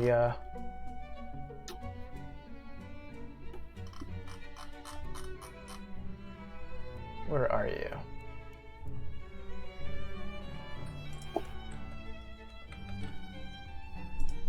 Apologies for the quietness, but I'm gonna look up to see exactly what you take. As he is taking the piece, he will just kind of look at it. Out of look of respect, and put it in his pocket and take off his glasses. You take, out of the numerous little trinkets and pins on the floor, you do take what looks like to be a finely made box storage thing made from very well made and crafted like mahogany and wood. You also take what looks like to be multiple pins, one with a shield with looks like a symbol on it with a sword going through it. You do find one that looks like an axe. Another one looks like a bottle. Another one looks like a pan flute. And you start to take a few of these and put them into your bag. Then hide. All right. Are you hiding or are you trying to leave? I'm trying to stealthily leave. All right. I'll say that currently, since the influence of the Seeker is gone, the room is already starting to close up. So you're currently hiding. There's 2 exits. You have to go back to the main central area to either go into the Grand Hall or out the door. So, the room I'm in, it leads back to where we were just fighting, Yes, and then the other one is to the next room, right? exactly. Okay. Yeah, boss is dead. Invisibility. All right. Perfect. This is what happens as the time starts to continue on. Lunarin is gone from you. She left in one of the rooms, guys. Who knows where she would have gone, but as some time passes, you do hear the doors of the front glass double doors open. And there you see the old gnomish woman, Madame LeBlanc, walk out. Don't worry, darlings, I've gone ahead and gotten myself a replacement. What happened? I'm sorry, Jennifer, what was that? Kind of muffled. Double check my bag to make sure that my tome is still in there and still in like one piece. It is. Okay, good. Hi, madam. What happened? She quickly starts to make her way towards like one of the hallways and what's going on? Seeing the banner swinging due to the battle, some of the arrow impacts due to your bolts and some of the fire has left a bit of the marble scarred. We clearly should have had cereal for breakfast, not the waffles. She starts to slowly, like, oh, no, not slowly, like in a rush, like, you see the clicks of her heels starting to go through each one of the rooms. Doesn't see you, Lunarin. Comes back. Where's the gentleman? Oh, he left. What a shame. I love it. The twisted, archaic motion of mess and the way everything is built. Smashed. I love it. I absolutely love it. Well, everyone, get your game faces on, because here comes the audience. And that is what we're going to call today's story. Hey. Yes. That was awesome. I love it. I love it. We'll assume Lunarin snuck out while the audience comes in, stealing some art pieces. I will say, behind the scenes, we've been planning on that one for a bit. I love it. All right, guys, thank you so much for playing in my game. Thank Thank you you. for having us. This was so fun. That was awesome. And she didn't bring your catering. I know, where's our lunch? Bring us one. Oh my gosh. That's fine. Tony must have stolen it for not being frosted flakes. She'll bring some of the people down, and they'll bring out the like almost like a real art show where they have like appetizers and like cocktails and champagne. Tiny sandwiches. Tiny sandwiches, absolutely. Well, thank you so much, everyone, for watching, and hopefully you enjoyed this story. I want to thank Aspen, Ari, Titanfish, and of course Theron so much, guys, for hanging out with us. Again, you could check them out: Dungeon Journals, Vectis Laboratory, Titanfish Killer, and Cozy Gamer Dice. You can find them all on Instagram. In addition to that, there's panels down below where you can click on their lovely faces and see their actual wares. And there's also a bot going about sharing their links. Is there anything else you guys would like to plug before we end today's session? Nope. Goodness. Well, don't forget to check out their wares, and we'll see you guys next week. Bye. Bye.